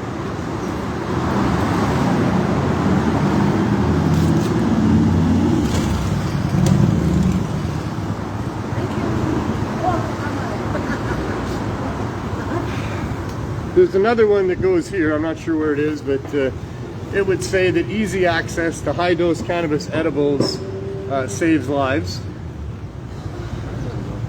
And then that's my favorite one right there. This was a good one, that the VPD are trying to stop access because it resulted in an unmarked police car with non-uniformed people pulling up alongside and trying to convince me that my sign was wrong. That the VPD wasn't the ones that are trying to restrict access. It was the CSU that were doing that, not the VPD. And I said, no, it was the VPD that raided us. And he said, no, it was the CSU. He said the VPD were just there as observers. We got a fire truck coming by.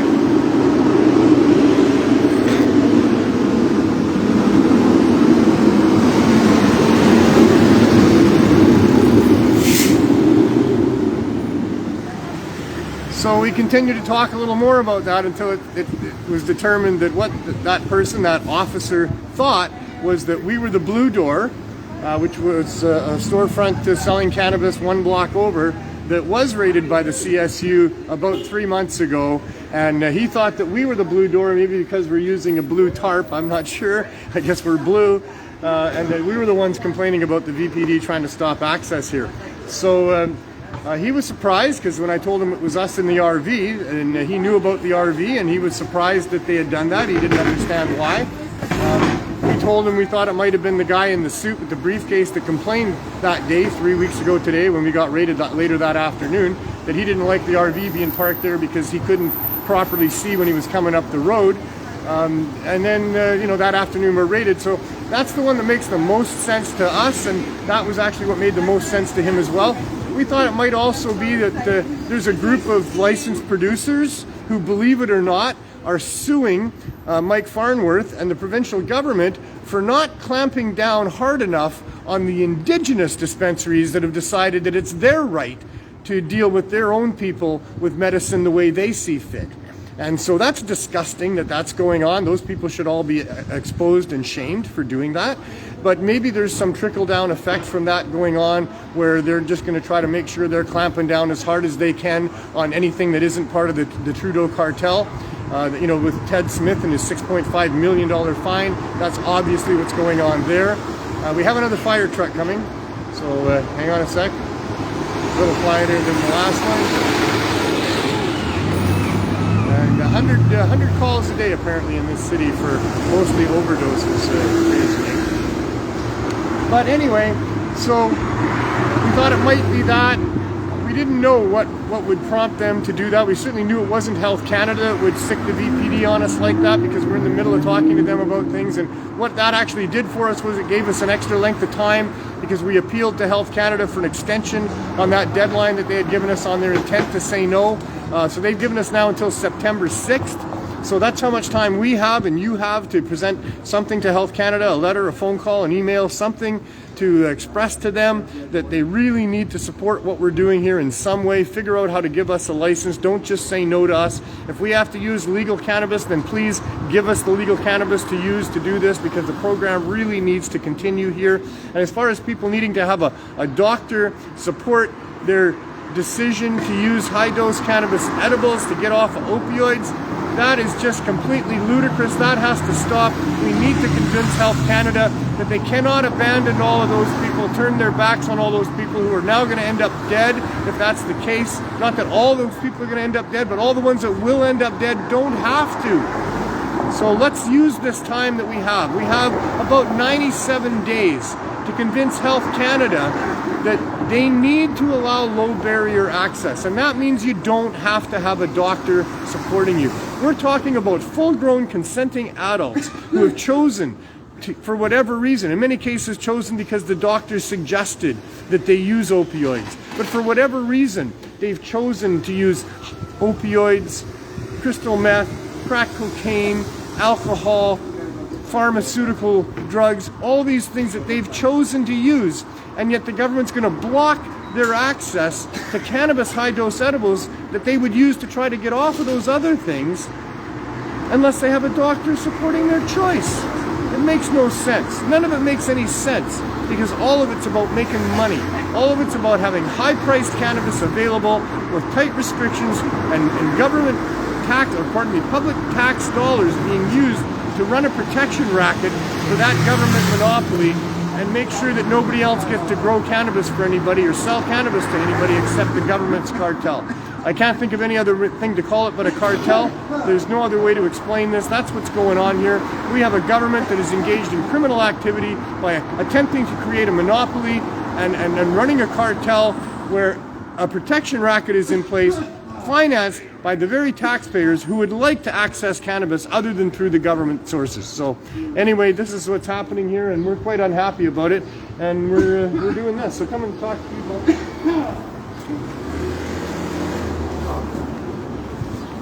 How you doing? We're doing all right. We're doing a live TV broadcast right now. Yeah. So are you done here, or are you just going to get some water? You're going to get to it? That's okay. Hey Andrew, go on over here.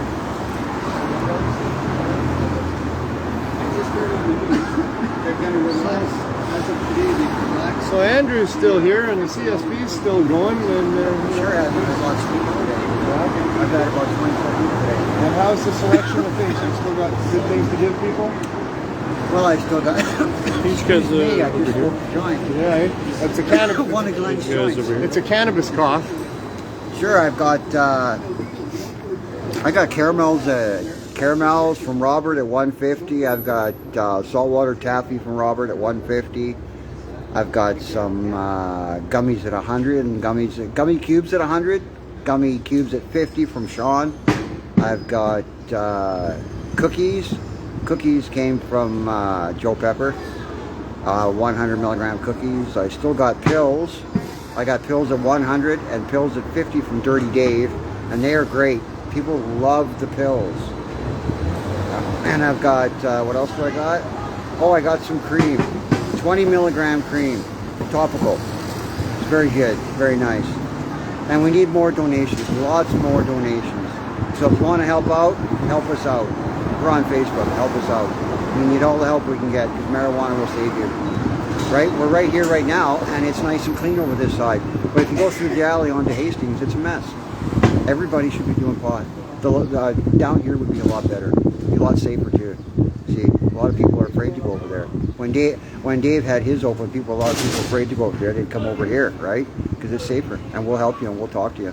And if you need a joint or you need a edible, come on over because we'll help you. It will save your life. If you really want to know, marijuana will save your life. It will bring your appetite back up. It will make you a new man. If you want it to work, it will work for you, right? I use it, and I used it to get off cocaine. I was down here. It's a 9-to-5 job doing cocaine. It's a lot of work. Over the other side of through this alley onto Hastings, that's a lot of work. That's a 9-to-5 job. It's a mess, and everybody's just trying to make it. Come over here, and you will make it. Marijuana will save your life. It did me. I say I'm living proof. I haven't done any marijuana. I haven't done any drugs in almost 20 years, and I don't need to. I can walk down here and it doesn't bother me because I know what I'm doing, right? Marijuana can help you. And the edibles can help you too, get you out. And the edibles can help find the right dose to get you off because it works the whole body.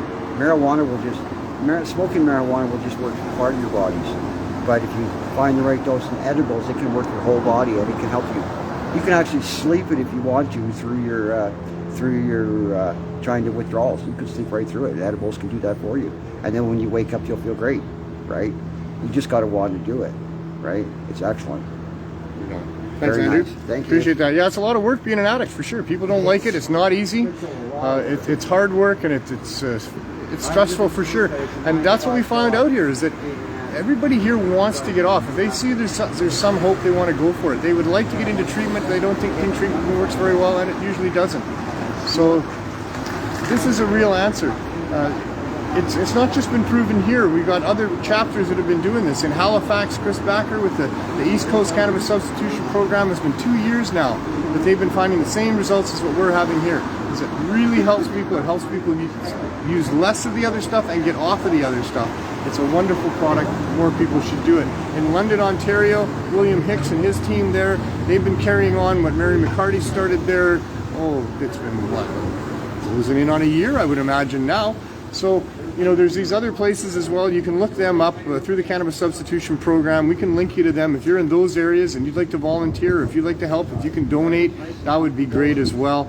Mary's now in Winnipeg, and her program's in a little trouble there. She started it up, but she's got really bad issues with her feet. She's trying to get in to see a doctor, but it's a long wait. She's tried numerous other things, but at this point, she's on hold in Winnipeg. So Winnipeg has a huge need. That's what she found out in the short time that she was doing the program there. If you're in Winnipeg, if you want to help those people, if you can help Mary, you know, get a hold of her, get a hold of us, or her through us. But that program could use some more help there as well. So these are things that can be done to solve this issue. These are the ways that we can perhaps get the government to allow for low barrier access stores, and that's something that would help all Canadians, and that would be an answer. That would be a legalization that we could get behind, that they can still have high price cannabis because it can still be expensive to produce cannabis. Connoisseurs that produce, you know, amazing cannabis and spend all kinds of money on equipment and electricity and all the rest of it, they can still, you know, sell their cannabis at high prices. There's a market for that for sure.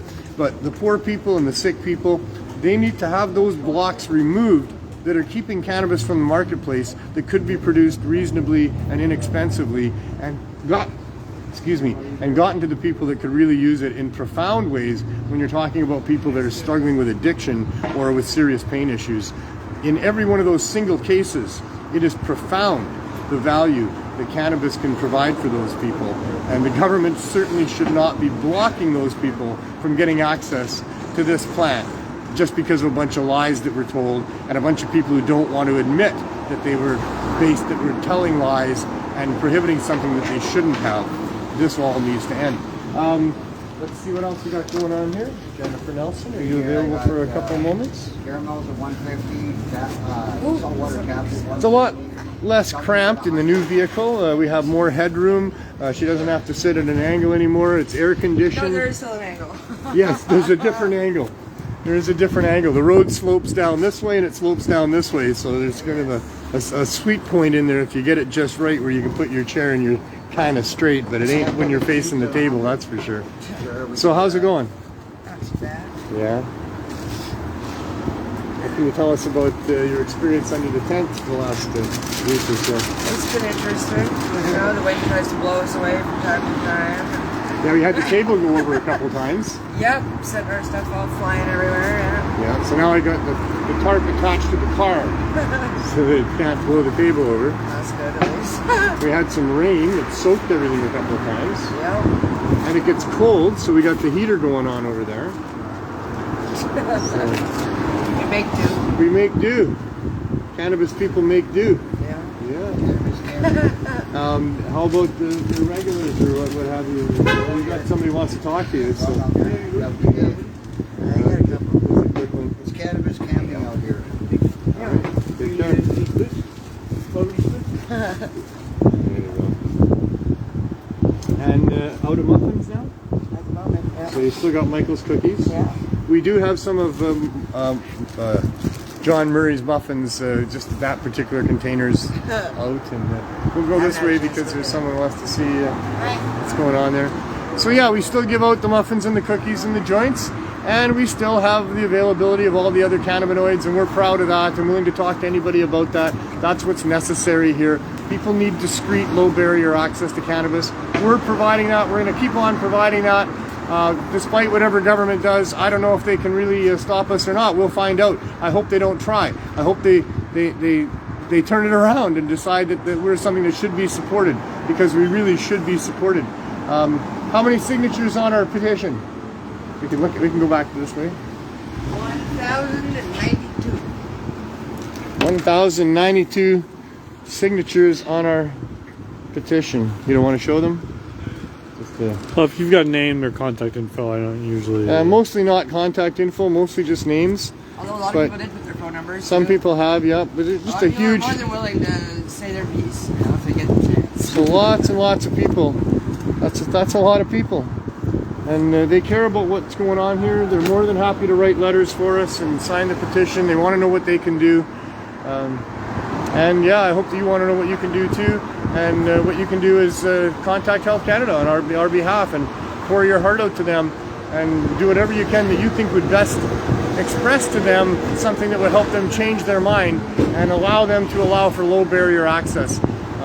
Maybe the government's made enough money already, I don't know, but they don't need to continue to make money. They're not making money off the poor people anyway because the poor people can't afford it. They don't even go into those stores. So let the poor people have their stores, and then we can let the rich people have their stores, and we can all just get along, and then we don't have to do the show about this anymore, and we'll just have a society where people have a store to walk into, and they can get the high-dose edibles that they need for whatever they need it for, or they can get the other cannabinoids that they need for whatever they need it for, and the world would start to make sense at that point, and I could go back and live a real life, and maybe everything else will start sorting out at the same time. But as long as we've got this absolute insanity going on, where governments are wasting tax dollars to prevent people from getting access reasonably to a plant that would benefit them, we have a crazy mixed up world, and we can't stop trying to do something about that. So please allow me to retire before too much longer by getting in on the fight, and maybe you can be the last straw that breaks the camel's back,